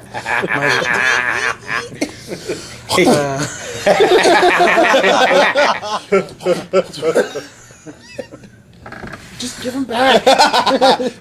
Excuse me. You take it as batarang. Give Give her. him back. You see my battering? That's not my Batman. I think I was reading something. That's not my Batman. Anyway, so what an abridged series is when someone takes a cartoon show and they condense it down, way down. Parody. Some of the episodes, well, it's a non-pro fan-based parody of Dragon Ball Z and Dragon Ball GT owned by Funimation, Toei Animation, and Toriyama. Please support the official release. You forgot Fuji TV. That's, oh, sorry. Please support the official release. We really need the micro machines, man, in here. Stuff like the Big Bubble and Spider-Man. Tonight's the night we're going their way. What they do is Robot they Chicken. take the show, they condense it down, and they add humor to it, a lot of humor. Dragon Ball Z Abridged is probably the most famous of all the abridged cartoons. It wasn't the first. Yu-Gi-Oh! Abridged was the first. Started out on But it. it's the most famous because Dragon Ball Z, and you guys are both anime fans, you're going to hate it. But in my opinion, it's probably the most famous anime in the world. Well, I can actually understand why. Because, I mean, it's just pure It's really action. simple. Yeah, It's just action. It's got some cool villains. It's a lot of cool powers. So what I'd like to do is go around the table now that I've explained what it is, and everyone talk about what your favorite joke from season 1 is of Dragon Ball Z Abridged. So let's start season with LG. This is Vegeta. He was a prison Prison. bitch. yeah, I can allow it. This is Vegeta. He was a prison. Never. Bitch. Mike, what's your favorite joke from season 1? Probably one of my favorite ones. I have many of. There's a lot of favorites. Is when you got Vegeta in giant ape form squeezing Goku and he squeaks. What was that? Oh god, that's hilarious! Oh my god, it's hilarious! Stop! You're hurting me. Actually, can I retract my previous one? Sure, what do you got? My favorite was on Planet Namek. This was in season 1. No, I saw a bird. It was pretty. Kick its ass. Oh God. Okay, back to Mike. Yeah. All right. That will always just stand out because they brought that joke back in season 2. Well, it's so funny because he's like, wait, what? Oh God, that's hilarious! Oh, it's hilarious. And he just starts. Stop your fight. There's so many awesome parts. Damien, what was your favorite joke? I got to go with the ongoing. I kept don't want to pronounce Krillin. Krillin. Own count. Yes. What was the very first one? Was that where he got punched through Kami House? Yes. Yeah. Yes. I got kneed in the stomach. I got bitch slapped through Kami House. What do you think? No, I'm sorry. I have to retract that. My favorite joke was where after Goku dies, he goes, "Oh my God, I'm not the first to die." I'm not the first to die in What, this too series. Krillin! Too soon! Like just Oh, the that moment was where my he died. It's okay! I brought a sensu bean! I don't think that's gonna work, Krillin. I have a hole in my esophagus. Okay, How are you talking? Ace, your favorite joke in season 1? I like the part where Jesus eats the puzzle piece and the man in the yellow hat has to take him to the hospital. Honestly, I have not seen. Yeah, I'm detecting that you have not seen No. this. You haven't seen it? Oh, dude. You know what? Well, here's the thing. Here's what you can do. If you have like an hour and a half to spare, some guy took the first I have season. kids. They can watch it too. There's not, Yes, there's They'll bleep out the stuff that you need Yeah. to worry about. you can, some guy, and there's been a bunch of people that have done it. They've taken the first season and put it into a movie with all the extra, stuff at the end of the episodes. So it's like an hour and a half. You can watch the entire season of an anime show in an hour and a half. It's fantastic. Joke 8. I have so many favorite jokes. Are you a Yoshi? Yes, Goku. I'm a green dinosaur. Can I ride you? Yeah, just. Can I ride? Of course. Dodge! Special beam cannon. In season 2, how they get back at him about that, and he charged for 5 minutes. Really? Yeah, and since this guy kicked, I'm sure you can handle it. Yeah. Wait, did you just? But that's season 2. We'll get to season 2 in a minute. So I think to me the thing that made me laugh harder. I mean, Nappa's my favorite character from season 1. Of course. He just are we there yet? No. Are we there yet? No. Are we there yet? Vegeta, it's a Pokemon. I'm not a champ. No. Oh, never mind. Well, we could just have a whole round table. Yeah, a on whole this. table just quoting the show. But my favorite joke Pecking is when order. Krillin is going to throw the Destructo disc at Nappa. And Nappa's like, Vegeta, it's a frisbee. I'm going to catch it. And Nappa's like, no, Nappa, it's a trick. But Vegeta, tricks are for kids. And Nappa's like, Vegeta's like, you know what, Nappa? Gotcha. Catch it with your teeth. On second thought, Nappa, catch it. Catch it with your teeth. Just. Oh my God! Yeah, I mean, all of that. I'm curious how they breathe. You guys, breathe for me. They're not doing anything. Oh, there they go. We need like a bone snap sound for it. So bad. Vegeta, No. we're in prison, Vegeta. Yes, I know. And probably the second most Don't popular drop the character. The second most popular character, Mr. Popo. Popo, you're all Pecking going order. to die. We got Pecking going order. back. What? Bye. Where are they? I'll tell you where they're not. Safe. My favorite, though, will always be pecking order. This is the pecking order. The dirt, the worms inside, Mr. Popo's stool, Kami, Popo. Shall we go on to season 2? Or just move on? Season 1 involves, it begins with Goku finding Gohan. Raditz shows up. By the way, he was so weak, we could actually grow Raditzes! Yeah. But, so season 1 goes all the way up until the end, when Vegeta gets defeated by the Kamehameha, how do you say it? Velveeta. The Kamehameha. Yeah. That. How did that go again? Ka. It's like, you're right. No. May May Kaioken. No. Times. No. 4. No. Shut up, Pabos. Are you okay in there? Yes, it's all gumdrops and ice cream in there. I thought you said you were surrounded by. It's like, I'm surrounded by idiots. I thought you said you were surrounded by gumdrops and ice cream. Here I So am, season crushed 1 beneath a toddler. It's time to go. Okay, my ribs are smashed, my spine is broken, and I'm sitting here under a naked 9-year-old. Yeah, I think I'm done here. The naked child. So season 1 ends with the defeat of Vegeta, where he gets almost killed, and then Goku ends up in the hospital. Season 2 picks up from that and goes all the way from Goku in the hospital to when they finally Land on that. finally kill Frieza. Even watching a bridge show, I was thinking, God, just Would kill you kill Frieza. Frieza? Just get to him and finish him off. So when Whitebeard showed up, So favorite joke from season 2, LG. Look at your man. Now back to me. Look at your man. Back to me. boys of all, I do it. I'm flipping you off. No, I think it would have to be where Goku finally arrives. Oh they my play gosh. Hulk They Hogan's play Hulk theme. because they're doing the whole the Wrestling team thing. Ginyu. Yeah. Yeah. Ginyu team, they're doing the whole pro What wrestling was that whole thing. chant they said before they leave? I'm not going to repeat that. Do it!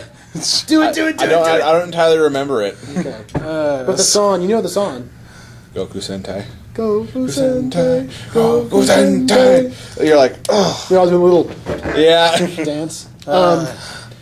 When Goku shows up, it's like everyone. I mean, I cheered. I was like, "Yay, he's here!" And then it's laughing because it's the real American. Let me tell you something, Vegeta. What are you gonna do when Goku Mania comes running on you? No, So this Mike- time it was Frieza. What's your favorite joke? There's so many in season 2 that they just keep going up and up and up. I mean, most of the stuff with Dende. My name's My Dende, name is Dende. not Little Green. Little Green. Yeah, Little Green. You do a much better Krillin than I do. I can't do Krillin. To cap it off is definitely the Goku and Frieza fight at the end of it, because the whole moment where he has the whole Darkwing Duck monologue. and I am the terror that flaps in the night. I am the light in the fridge. It's just so many different things about that. Just, are you mad because I'm going to outlive you now? Why? Is Goku just that one part when he first goes, he's like, take Piccolo, find Bulma, get to the ship. But Dad, where should you be right now? The ship! Yeah, when he goes Super Saiyan, all of a sudden he's not dumb anymore, but he still kind of is. So. Yeah, and just every single shot he takes at Frieza as it goes along, including that last bit. Could you spare a cup of energy? Oh, okay. Like everyone's like, no, and he's like, okay, and then King Kai's like, oh no, I can't do King Kai's voice. don't do it. No, just that moment when he's flying away, and then Frieza's like, Ghost Rider's like, oh, now I have to give you more, and he just turns around and Annihilates him. That entire season finale is just that huge joke that I enjoy the most. That and anything with Nail as a part of it. Oh my God! Do not tell him I'm here. Don't look in the eyes. That'll be a gross misuse of their power. Oh, we just call him God. We just call him Kami. Also, now he's God now. Nail. I will now be known as Super Kami. Guru. Can I just call you Guru for short? Super Kami Guru allows this. Hi, I'm Super Kami Guru, and I'm the guy who's not judging you. on your appearance. I have you guys. Neither of you guys have seen season 2. Not yet. Now I want to though. Oh, you About to gotta watch misuse it. my It's hand so upside funny. Your head. That'd be a great misuse of their powers. About to misuse my hand upside your head. Wish for a plasma team. Just don't take the TV. We don't have a TV. Nail. Gather the Dragon Balls and wish for a plasma TV. That'll be a great misuse. As we've worked, as we've worked that scene in complete reverse. Of Nail. Kill The it like wizard. the rest. Take He his goat. he wants to know how to use the Dragon Balls. Did you tell him to work the shaft? Keep I it, can keep it. that. I can keep Come that. on. I Wait, can does keep this that. count as copyrighted material though? So what? We're It's just, it's a review. It's our right we're to just talking about to it. talk about it. Okay, then just make sure. Take his coat. We're not making money off it, so Take By his- the way, if anyone would like to purchase he's a the one that's lightning responsible cat, for killing our race. Don't take Please his send your goat. donations to Happy Dude. So, what is yours? You know, I have so many. Work the shaft makes me laugh every time. The name's Raccoon. It rhymes with Doom. It just makes me laugh. Come at me, all 4 feet of you. Spaceys. You know, Wild yeah, illusion of Spice cocoon. Burger. Yes, Space Brisbane. Space. Space Brisbane. Go Broncos. You know who No, we Space haven't Broncos. talked about? Oh Lord, Frieza. Yes, Zarbon. Zarbon. Are you done using the space Skype? I need to call my girlfriend. What? I'll call you back. Yeah, just get you. I'll call you back. Face down in the dirt with another man beating your ass. Is it Wednesday already? Zarbon. I hope you've enjoyed being on top, Vegeta. Everything with Zarbon is an innuendo. Frieza's gonna ride me in hard. You're like, whoa, what? Why isn't he nude? What? In the healing tech, I always thought you had to be naked. Why would you think that? To absorb the healing juices. So many funny jokes. Anything with Almost Super like, Kami it sounds like Guru. they made that guy sound like hedonism bot on Futurama. Reality in an opera, how deliciously delightful. Actually, that sounds a lot more like Frieza. Yeah, Frieza, who. I'm coming, Zarbon! Quick, grab my balls! Lord Frieza, we brought you your new scouter. It has that ringtone of But easily, I was thinking you. my favorite joke. Well, da da da da da da da da da da da da da. I got a lovely bunch of Dragon Balls. Here they are all sitting in a bunch. That made me laugh. What's your Muffin button. Where did you get that muffin? Muffin button. I never stole the muffin button. And How did I get this muffin? the season finale gets in the ship. Oh, boop! Materializes a muffin. And he's like, "Yay!" Guy's like, oh, you gotta be kidding me. You gotta be kidding me! Shut up, Bubbles. Yeah, he's like the Bojack. educated one. Like he's saying Yeah. all these wonderful things. We'll go inside and have tea. Gregory and Bojack. Be quiet, Gregory. Yar! Shut up, Bojack! So yeah, there's a lot of. I mean, Oh. the lovely bunch of Dragon Ball song is my favorite joke in season 2. And now we got to move on to the Android saga. I must. Oh, I can't wait till they do season 3 because then it gets. Then that's when Dragon Ball Z starts to get kind of shark jumping. Kind of. Well, they hit a moment where they're in mid jump of the shark. Yeah. And then Cell comes in and punches him back to the other side of the shark again. And then it seems like every major arc Goku ends up dying at. Seriously, think about it. What is he like? When Raditz pops it, he dies. You end up at the end of Cell, he dies. He didn't die in the Frieza arc. He just Yeah. went to another planet. We didn't. They expected him to die in the Frieza arc. I can't believe we didn't talk about the desk clerk at Heaven. Look at my desk. Actually, he's not a desk clerk. He's more of the actual god. I'm the closest thing to a god in this show. Until you get to the Kais, then I'll be horribly insignificant. My desk from the planet of Malchior 7, where the trees grow to be 600 feet tall and breathe fire. Mahogany. Now, Mike, is Goku like the Kenny of Dragon Ball Z, where he like constantly dies? Not in every episode, but Oh my god, you killed Goku! he turns into a martyr every time. No, Yeah. The original Dragon Ball Z was supposed to end at the very end of the Frieza arc. It was so popular. Yeah, literally. Here's how. As I tell people, this is how it went for the creator. The manga gets released. Damn it, a big bone. Like, oh no, Goku's dead. All of a sudden, the producer just. Hey, we need to talk. What would you need now? Open the door. Money. We need more Goku. Hadouken! Did you have to do it all in coins? So overall, to rate Dragon, I mean, it's a 5. Will you be? It appeals to every audience as it is, from people Yes. who don't watch anime to people that are huge fans of it. I mean, sitting here, you got a Star Wars fan, you got two huge anime fans, one guy that's slowly making his way into an anime recognition. I'm easing my way in. And then he hasn't seen it yet. Which, when you see it, you'll understand what we're talking about. Oh my we'll gosh. convert them all to anime, Mike. Anime. What do the Clone Wars count? No, they do not. Oh, okay. Anime is Is Japanese produced cartoons. Okay. Well, what about the 15-minute ones that were on like the Cartoon Network?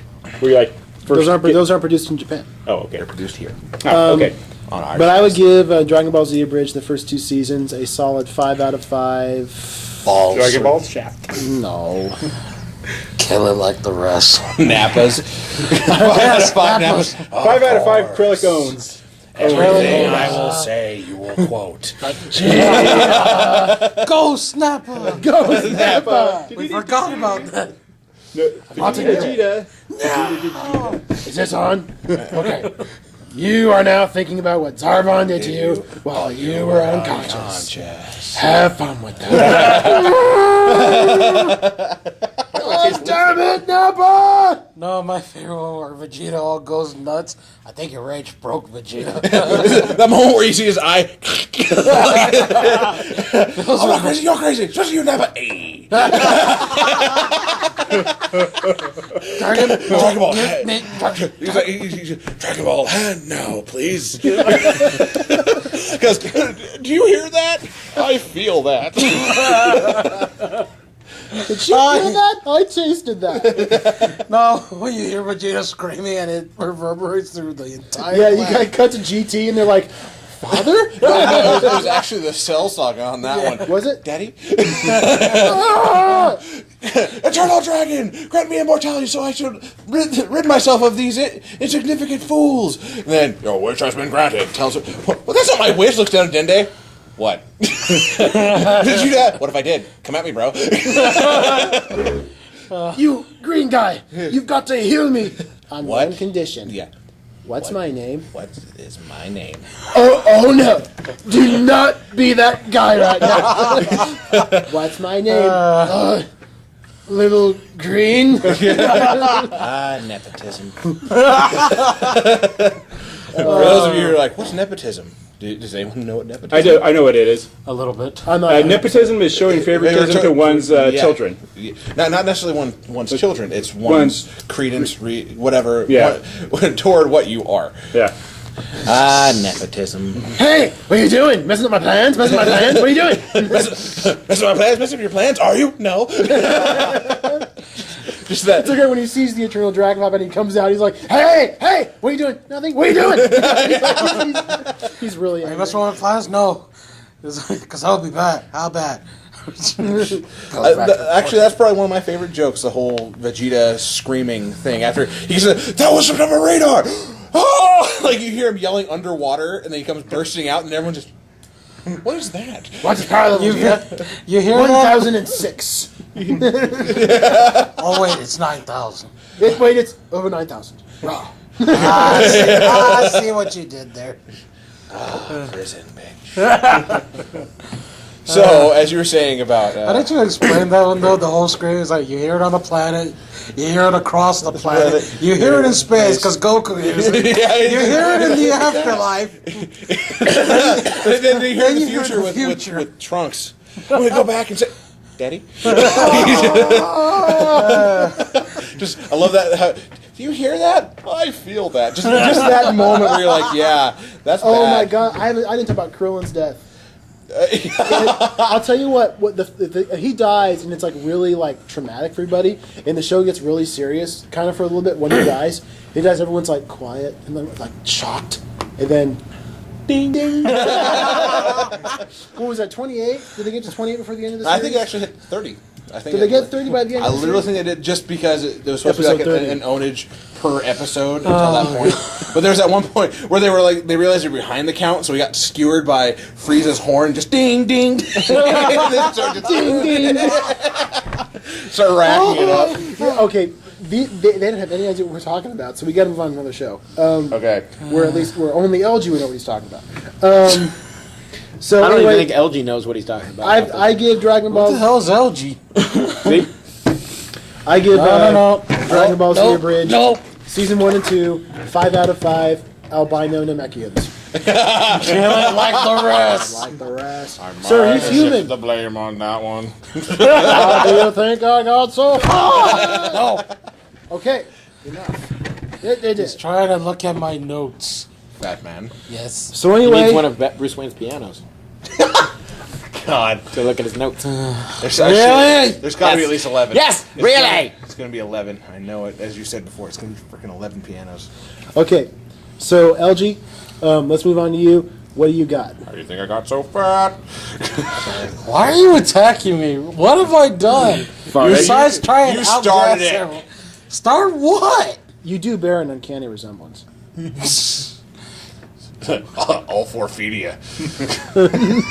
How do you think I got so far? It's okay. Pecking order. Yeah, fucking order. Backing order. So what's the series you're going to cover today? I am covering. Drum roll, please. Hey, you're all fired. But anyways, Yay! I'm just covering High School of the Dead. It's a good series. Okay. Yeah. That's sad because I didn't do it. What? I was just sad I didn't Fury. review it. Well, you can help me on the Yeah, okay. review. Okay, High School of the Dead starts like every other George A. Romero film, Yay! except it's anime this time. Dun-dun-dun, dun-dun-dun. It's basically the premise: a group of high school students find themselves experiencing the zombie apocalypse, and they have to try and survive. Good old zombie apocalypse. You got the main character, Takashi Komuro. He's an ass, basically. Well, how is he an ass? He's not an ass, but It's like he's it kind of starts off like He's an this ass whole. to LG. Really? Yeah. Okay, why not? I like it. The first episode of the series, he starts off all mopey and emo-esque. emo-esque. That's the first I've heard that. Emo-esque. Invented by LG. Copyrighted by LG. That would be SM3 Peter Parker. Sorry. Hey, Macarena, stop that. Yes, sir. He doesn't have a dance named after him. Back Toothy. Okay. Well, it begins with like Takashi's having this little flashback of when him and his childhood friend, who's a girl. Okay, I'm No. I'm sorry. Keep going, You dude. continue. Please continue. okay. We start off with Takashi just brooding and getting all pissed off, about having a flashback to a memory he has of, him in his childhood with his childhood friend, a girl, who said, one day me and you are gonna get married. Then flash forward to high school. Flash forward, yeah, I like it. I hate you. Fast forward to high school, and apparently this girl is dating, some other dude, which happens to be Takashi's best friend. So it's kind of like, damn it! Next thing you know, Takashi sees something weird going on at one of the school gates. There's one dude just banging away at the gates, wanting to get in. The teachers come in, try and, stop him, subdue him. And then what happens when one of the teachers reaches out? The guy turns out, he just goes all crazy, bites him. And then we all know where it all goes downhill from that. Well, yeah, it's the typical zombie scene where you have the zombie running into the fence. Just, Without zombies, and they're like, oh, he must be drunk. Yeah. So the guy goes there, he's like, hey, listen, grabs him by the shirt. And she's like, you need to leave right now. It's kind of like the little pan out because the teacher grabs him, shoves him pulls him into the gates. Then you see a back view of the guy. He has no back. There's just a bleeding hole in his Big old suit chunk in the of back him of his gone. suit. So they can't see that from their angle. And that's So they just think he's drunk. I hope that when the zombie apocalypse inevitably happens, It's inevitable. nobody makes that mistake where he's just drunk. I'm like, Oh yeah, he's drunk, all right. Shit. No, we're just gonna call it a race ride. I've never been that drunk where I just really ran into a fence. Why isn't this thing opening? He's you drunk. okay? Give me the Molotov. Why isn't this opening? I said the magic words. Damn it. Sesame Street. Open sallow soap. Can you tell me how to get to Sesame Street? Oh, you should hear like this little sound clip of, see Mr. Stephanus. Yeah, the big I know where dude. that's going. But let's try and keep on high school here. Okay. So after this gentleman bit, Yeah, apparently the guy gets bit, he drops, they're like, wondering, how could he die from a bite? He gets back up, bites the other teachers, and rinse, repeat, whatever, all that stuff. there's this really the main guy sees that, runs in, basically he's like, we need to go now, something's Yeah, going down, there's interrupting blood class. everywhere. Yeah, and he literally, the girl that he likes gets up, starts yelling, it's like, stop making this nonsense, you're just trying to get attention. He just turns on, what? Yeah, slaps her, it's like, On, slaps, bam, shut up! it's like, bitch, I am serious, we gotta get the hell out of here. And We then here what- at the Lightning Cast do not condone female domestic Well, violence. obviously we we do, don't. however, What the female. hell's a female? I heard female. We do not condone domestic violence. We do, however, find it Another hilarious. was the abridged joke. So no, and what is really disconcerting for the students is this announcer comes up Oh, yeah, I love on the this. PA, just basically going, there's a situation. We're trying to get Evacuate it calmly. handled, get it out. You just get out of here while you can, and then you hear him get attacked. Like everyone just stops. I was like, oh my god, it hurts!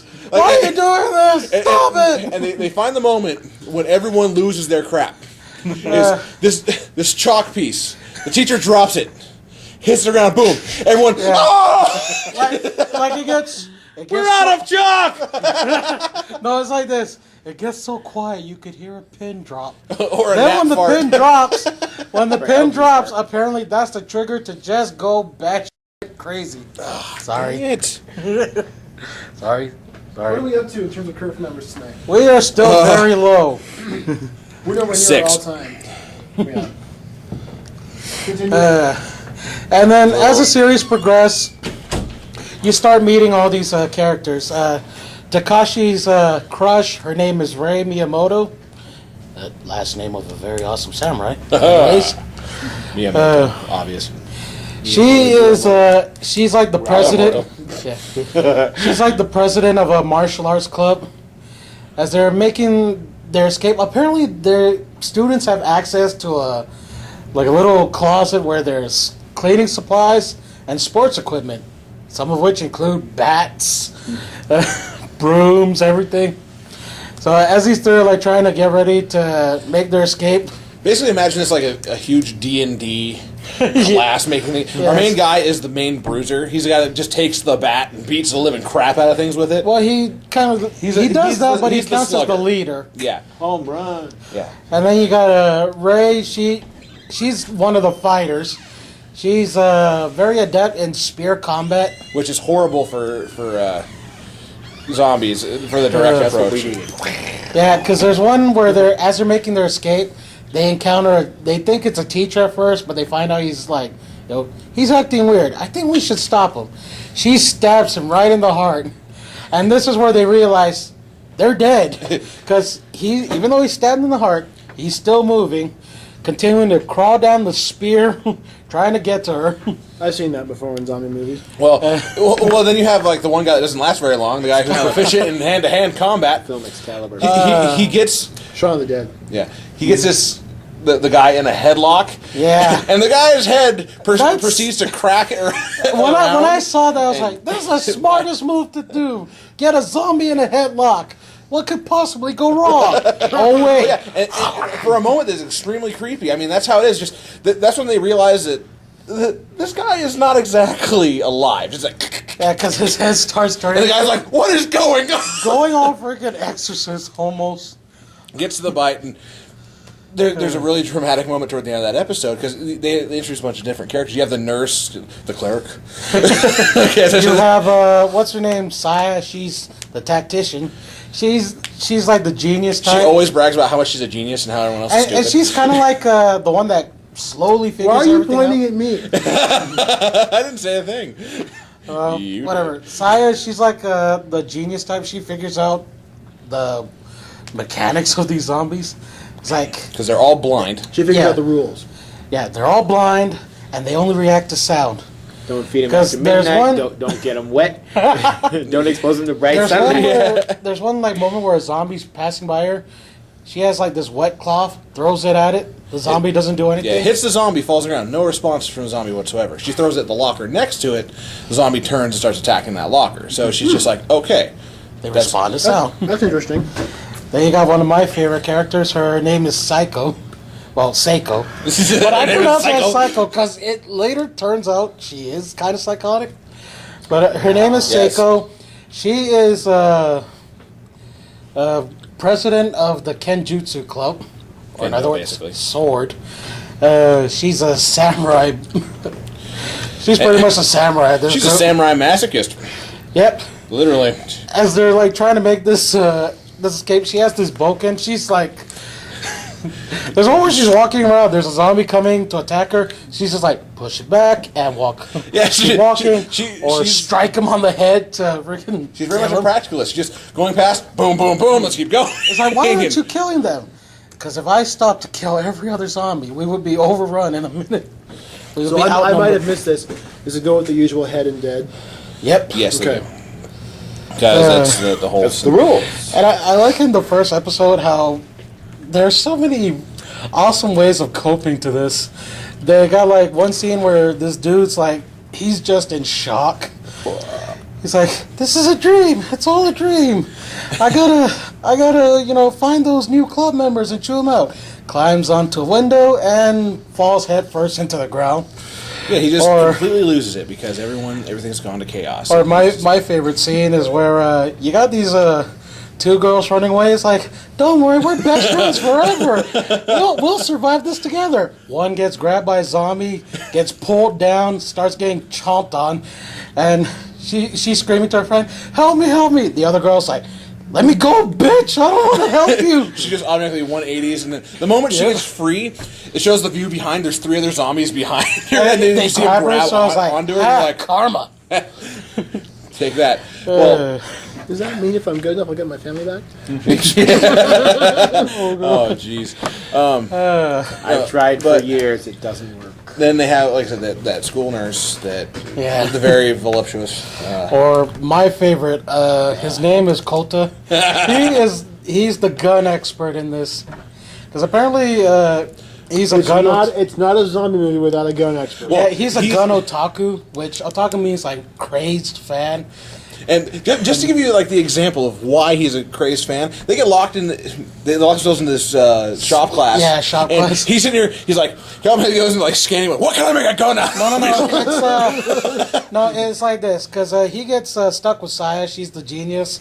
She's like, even though she's a genius, she yells at him, "Come on, you're the man. You gotta do something. Get us out of this." So he grabs a nail gun, puts some stabilizers on it, basically a stock He on takes it. like a bunch of Plywood, planks, puts it together, and he just make it into a stock or butt, whatever. he turns around and is like, yeah!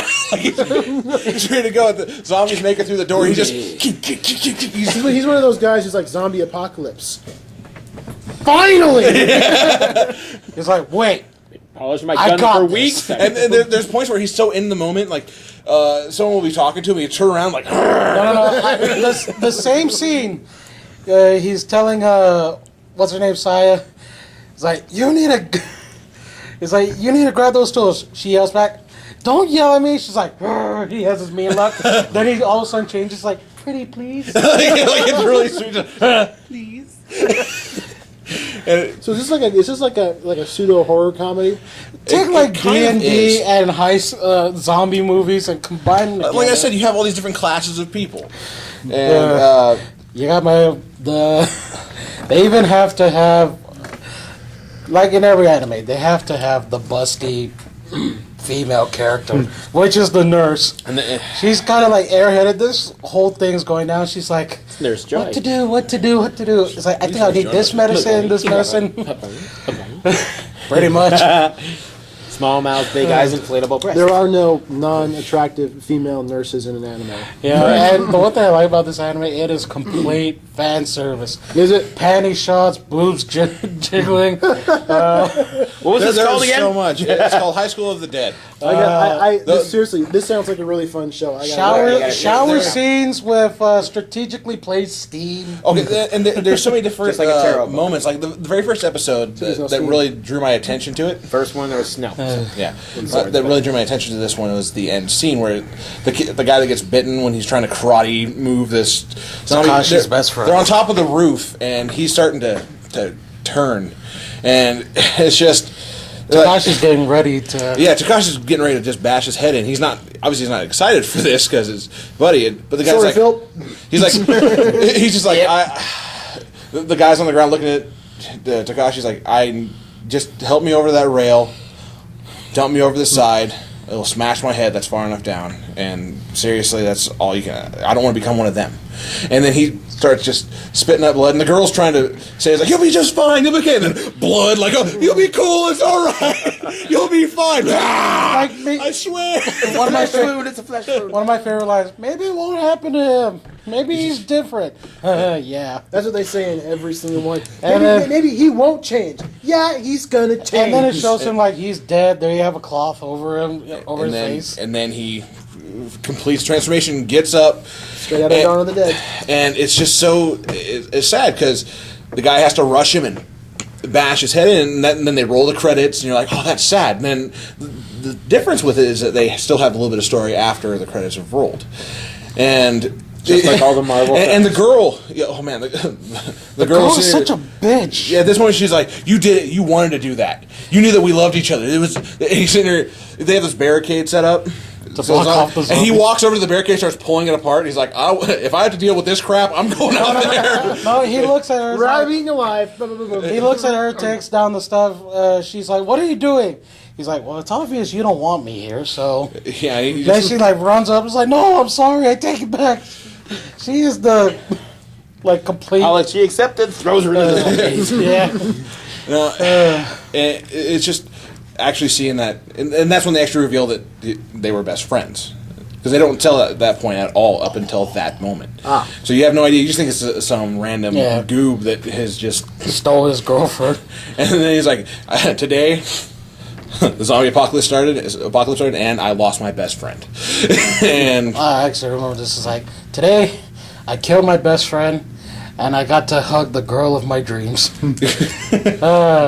Some days. and that's just the first episode. And This is the first. That's all the first episode. I thought it was like the whole series. no, they have a very quick progression in this. And the one thing I like how in like every zombie movie, you have to have the one dude who starts taking over.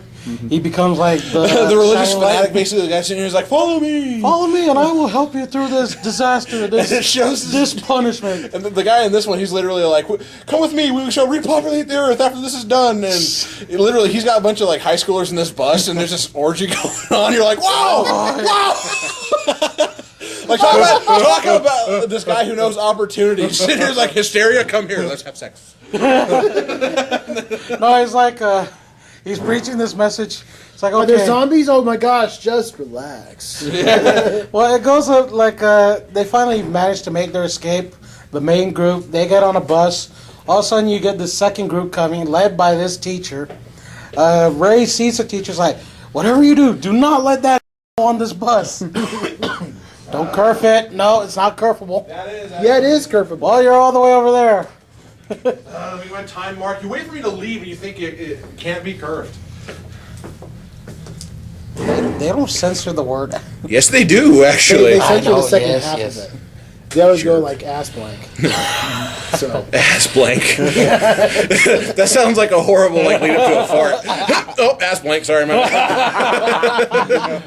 That's why the Lightning Cast is going to wear the ass it's like a blank. fart without a smell.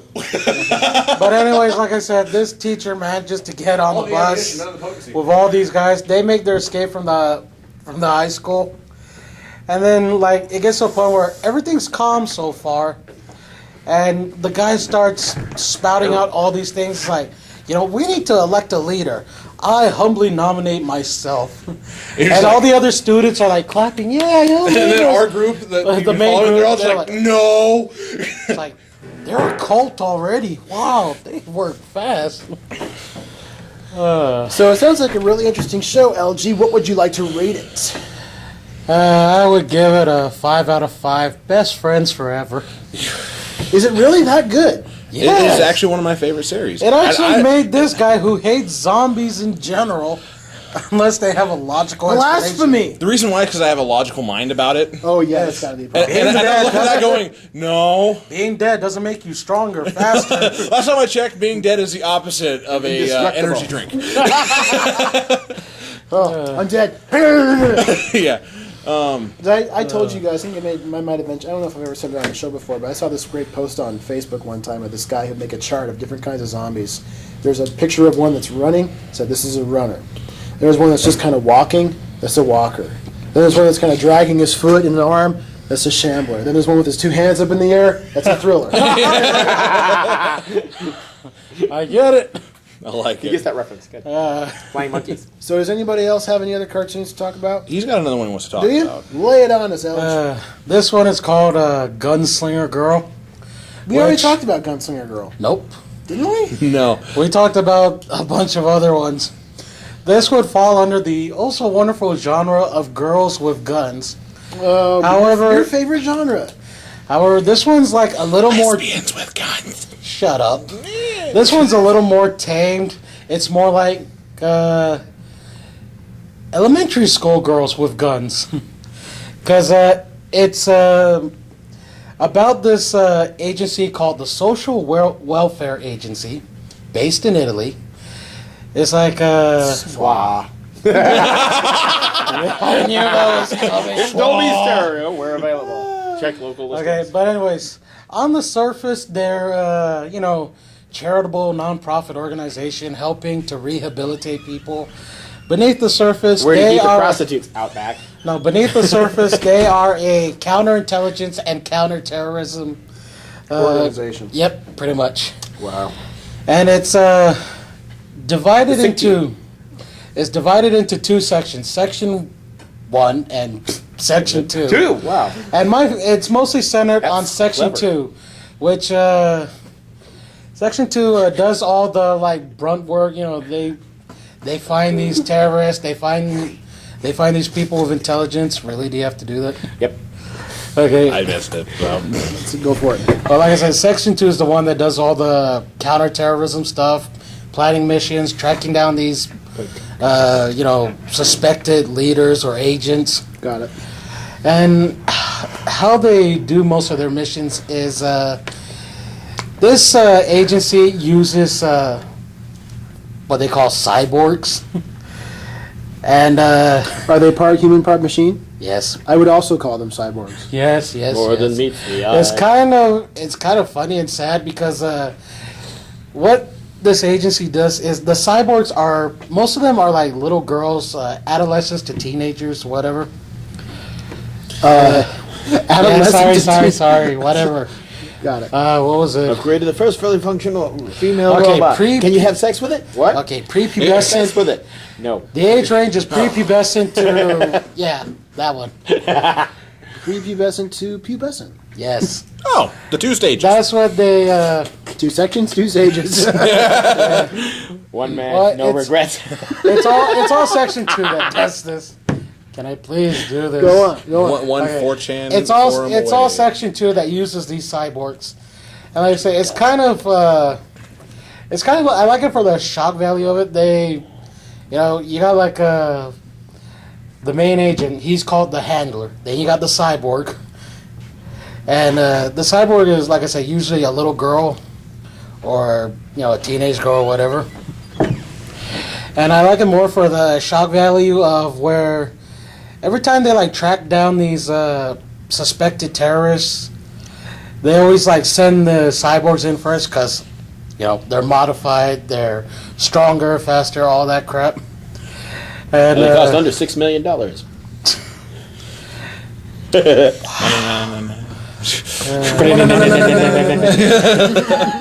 Seriously, Yes, we went there. it is kind of the premise because how they like make these cyborgs is they always seem to go after these little girls who are pretty much at death's door. It's like, you're about to die. We could just say you are dead, and we'll just take you, Death. modify Okay. you, make you better, make you faster, stronger. We gave last week. All right. And Regis Philbin. And When Justin So basically the Bieber premise of the as show- the Beaver. yes, The premise of the show is so it's like on the surface it's a school. no, on the surface it's just we're a charitable organization Meanwhile, that at helps Pokey people. Oaks Nursery School. Okay, so on the surface it's like a charity. Below ground it's a secret organization that fights terrorists with using little girls with guns. Pretty much. Yeah. Almost sounds like And the like I said, premise I like for, this. what I always was like the that shock called? value of the terrorists because you walk up, you see a little girl, it's like, "Hi, little girl, what are you doing?" She pulls out a gun, starts shooting everyone. Like Hit Girl from Kick-Ass. Kind of like Yes. that. Yeah. Just with more guns. guns and cybernetics. But still. Yeah. Yeah, it's the same premise. One of my favorite episodes was it's usually they're called these teams. They're called Fratellas, which is not Japanese, Italian for a Jap brother. Italian. Yeah, it's kind of awesome. It's There's like these disgusting Mamma people mia! called the Fratellis. Italianese. it's I get kind where you're going. it's kind of funny though when you watch it. It's like they're Bop and a boopy. It's just kind of funny because I was watching it in Japanese, and it's like, we're in Italy. What are you hollering? We're in Italy. Arigato. Or Ohayou gozaimasu. Wait, this is Italy? I think we missed. Ciao. I think we missed a turn somewhere. Hold on a minute. Left toilet You're out, but watching this quickie. in Japanese. It also has come out in English. Okay. It's been released in English. Just gotta keep on top of it. But it's just kind of funny to see it like that. And like I said, the one episode I liked was these Fratella is of course the handler and the cyborg. They meet with an informant. And the Foley artist. The best boy. And the topiary. They meet with this. Then you got the fighter, the healer, the cleric, all that stuff. Roll for initiative. Okay, they meet It's, this informant. The informant Pleasure tells, to meet you. The informant tells these two where this mafia boss is staged at. I was like, good, take us there. Because we're going to kill him. And the informant's like, wait a minute, it's just you and a little girl. How the hell are you going to handle this mafia guy? His bodyguards are former insert badass military name. They'll rip you to Barracks. pieces. They'll rip you to pieces. But whatever, they get there. Just as the mafia boss is about to leave, Hey, where you going? Sit down. they shoot some of the guards. The mafia boss retreats back into the hideout, and the handler wait a minute. sends in the cyborg. It's like, Rico. Incoming your This is dog. one of the cyborg's names. Rico, go in there. And she like leaps off the boat because it's in Venice. It's a lot of canals. Oh yeah. And she leaps off the boat, goes into the hideout. You hear a lot of gunshots. All of a sudden, you just see like this little girl coming out. It's like, the job's done, sir. And then the informant the informant, the handler, Big they ass go in lollipop. there. They go in there. They see all the dead. And then All the Ned's dead still mafia. Yeah, you see. Hey, you idiot. So, okay, let me finish. They go in the hideout. You see all these dead bodies. The informant's like, "What the hell?" Is like, "I told you, this is a valuable piece of machinery." He puts his hand on the little girl, and Oil can. like that. And it's kind of funny because it has like a deeper psychological thing to it. Because how it Why goes is that funny? Because it's funny. Okay. Then she aborts crime directive Psychology number and 3, mental no scars human are hilarious. damage. So anyway, wrap it. Okay, I like it because of the psychological nature to it. Because how it works is you got these cyborgs. They're pretty much they go through this thing called conditioning. It's where their handler just pretty much that's it. Teaches them the ropes. It's like, I'm teaching you how to shoot. I'm teaching you how to speak these language. ropes? I'm teaching you how to do this. And some of these handlers do it in a You know, some are like being nice. It's like Good cop, bad cop. like you see one of the cyborg shooter targets like good shooting, sport. Here's a treat. Pretty much. They got another handler. It's like, God, you were off by 2 centimeters. You suck. It's really a lot of things to it. So it's intense conditions. Mr. Yes. Handler protocol overridden. Suave. And it always brings up Really? and it always keeps bringing up the question of, should we really use these little girls like this? I was like, I always go, they're not little girls anymore, thanks to you She guys. made it this far. Yeah, seriously, why bother questioning it? Question it at the beginning. Should I really be using this gun? Yeah. No, it's like, is everyone okay? Are you willing to surrender? Attention, everyone! I'm about to fire a really big gun. If you are alive, please duck. If you are dead, remain where you are. No, if you are dead, remain calm. People on the buildings, you might want to step back. I'm firing into the air. Oh, sorry, my bad. Or my version. Everyone, I have just pushed a big red button, Really big button. I don't know what it does. but I'm assuming by the blaring alarms that it is not good. And it's not for cake. No, it's not for muffins. It's not a muffin button. So what would you rate the show? Based on everything, whether you see it in like Japanese or in English or Italian. or Italian. Hey! Welcome in. Worst part is he did the hand motion, I did the thing. Welcome in. It's me, Cyborg. I would give it a. I would give it a 4.5. I don't know, cyborgs. And you could actually have half a cyborg. Just take Yes. out the human half. Yeah. All right. What's our time? Ouch. 9 hours. We're sitting roughly around the 1.5 to 2 hour mark when it comes to. All right, let's wrap it up then. Unless anybody else wants to talk about any other cartoons. Briefly, I caught last week Sunday's Ultimate Spider-Man episode last night, and there's one part where it involves Venom and Harry Osborn's Venom, and he reveals to Peter that I'm Venom, and he's like, well, maybe I should. And then he's thinking about what would happen if he told everybody he was Spider-Man. First of all, he's picturing people, well, I'm Peter Parker and I'm Spider-Man. Oh, that was kind of loud. And then I dodged a sound wave. why did you dodge me? Why didn't you Dodge! And then the other scenes he has, he's picturing his images. He's out at a movie with Mary Jane, and he reaches for his popcorn, and Dr. Doom's hand goes to the popcorn, and he's like, Mary Jane smacks him, like, you just had to tell everybody. Next scene, Aunt May's at the door. Here's a knock at the door. There's a fearsome four out there. You just had to tell everybody. It was a running gag. And that was actually one of the funniest points out of the series so far. It sounds like a pretty good one. Oh, yeah. Nice. Then, of course, they replayed the one with Thor being turned into a frog. Yes. And he's like, stand back, Loki. I say the ribbit. For Asgard. You're evil, Asgard. Did I ever No, review we it? brought it up a couple of times. So we never reviewed it. What? Nope. Cooley? Nope. Oh boy. It was supposed to be a challenge for Ace to get Well, him to watch anime. we've already done like 3 shows. Can you save it for next week? Yeah, I guess. Well, next Actually, week- next yeah. week we can't do it. No, Week after yeah. that. Yeah. So squeeze it in there. Fully coolly, yes. Yeah.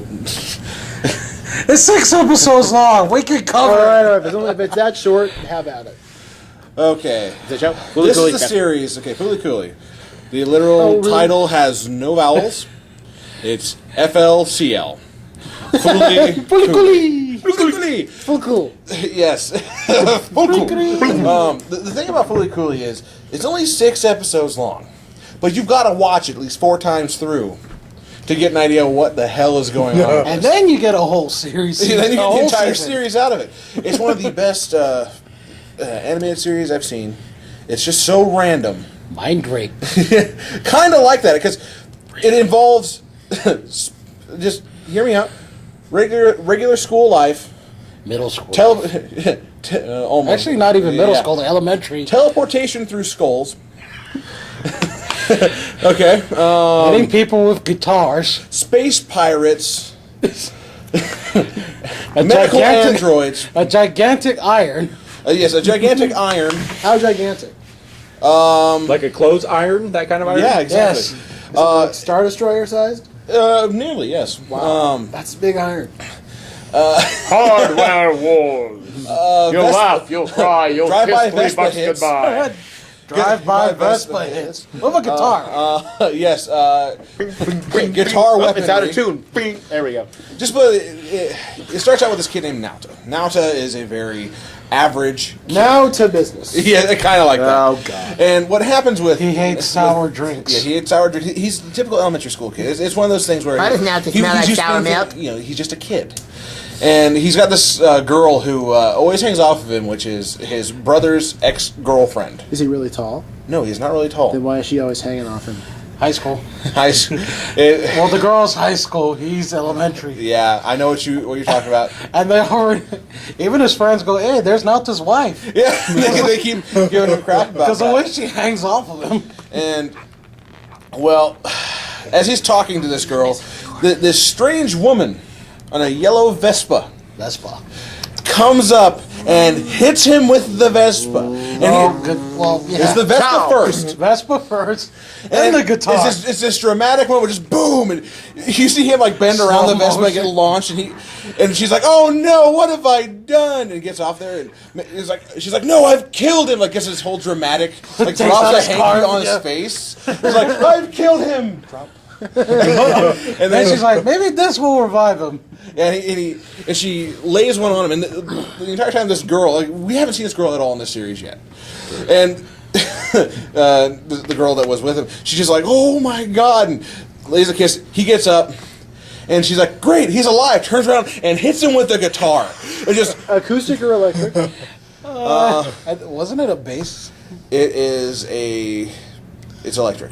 Okay. Ow. And the funny thing is, the ironic part is when it gets smashed the hit, guitar in the wall. it's actually a piano sound effect. just One of Bruce Wayne's pianos. and he gets launched. It must have been a guitar. Yeah, he gets. The weird I'll thing is, accept she it. actually has a ripcord on the guitar. So he pulls it like You kicks see it on charge up like like a a lawnmower, leaf just blower. yeah, and just wham, hits him, and she's like, looks at him. Oh, you're worthless. And gets off and rides away, and he's like, what just happened? They even have a cutscene where it shows the three characters, Nauta, the high school girl, and the one In that slow motion, because they really parody a lot of things. It cuts to this point where you see this scene across site. It shows them all in like the bus during filming. They're like, yeah, I hate doing those slow mo scenes. They just they're really strenuous. My neck hurts. Like they just talk to each other like average, and it comes back to normal. And Wow. And later on in the episode, later on in the episode, he starts getting something starts to protrude out of his head, and they're like, and he's trying, and he can push it back in, and it comes out, looks like a horn, and so he's like, I think I've seen this. there's little bits and pieces of it that, if you know of anime, you've seen little bits and pieces of this one because it's so well known. Well, yeah, and he puts this hat on to keep it on there, and then the girl shows up again, and she's following him around everywhere. Like, can I see what's under under the hat? Come on, there's a Band-Aid. That's right. Can I see what's under the Band-Aid? And he's like, no, you're a freak. Leave me alone.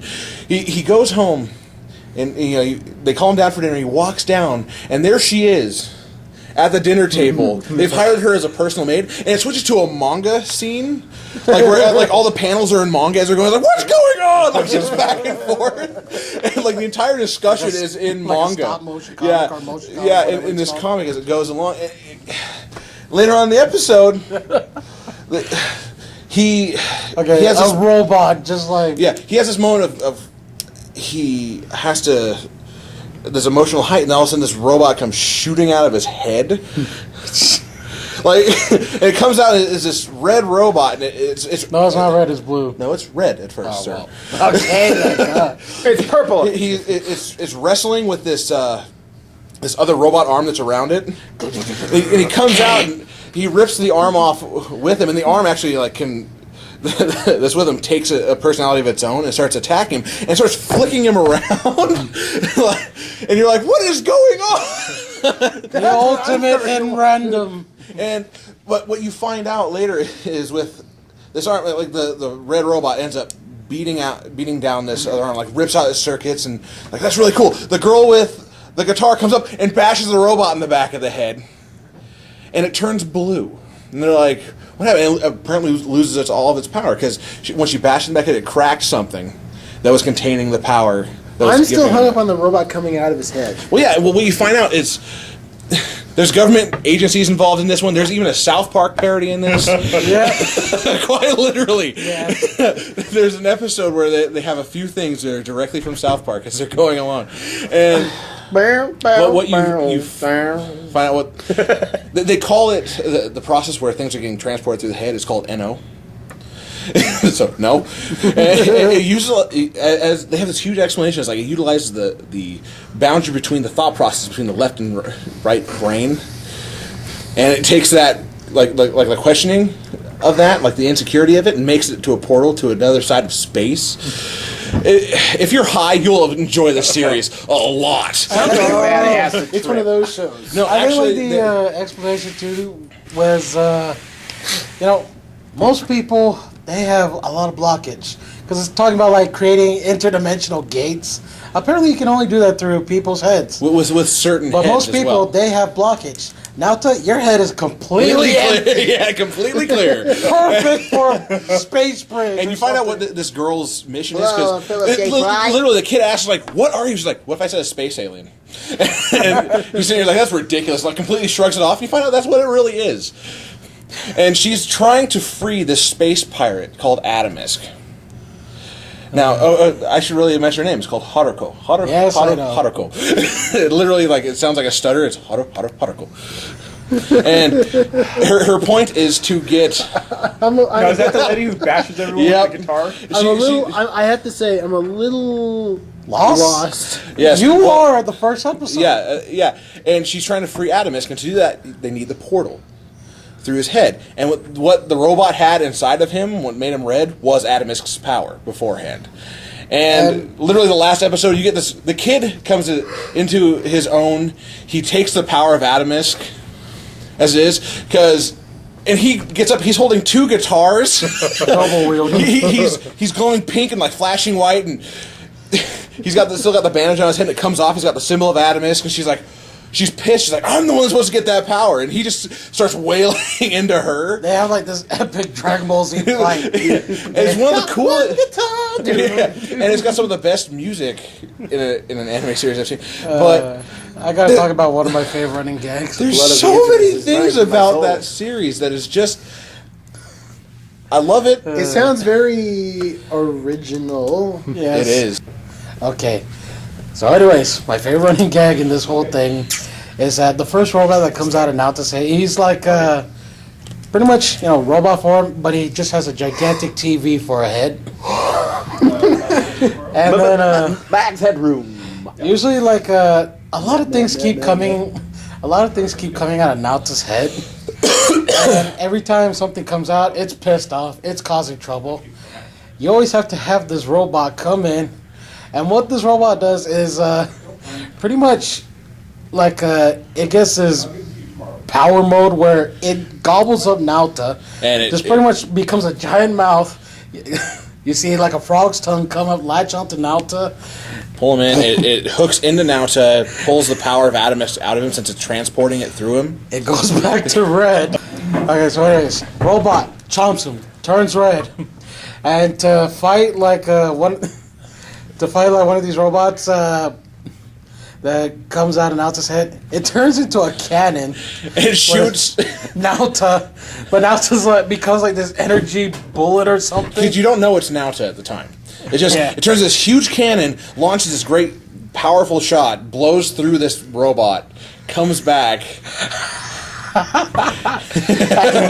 And then later on, after they win the fight, the robot, while still red, acts like it has to take a dump, runs aside, lets it all go, and turns out it just crapped out Naoto. You're like, what? Lots of random, lots of It's the only time psychedelic. Mike, you see I that. beg of you, rate this now.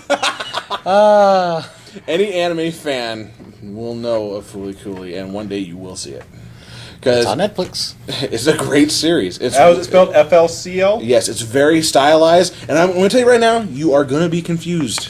Oh, why? Until you make your haven't way even back seen and it. forth. I'm already confused. I think you lost me with Vespa and guitar. You'll get what I'm saying. It's very flashy. But it's so fluid. It's by Studio Gainax, which is notorious is it? for this. So, what I would have to rate it, because it's actually a legend in anime. It was a milestone.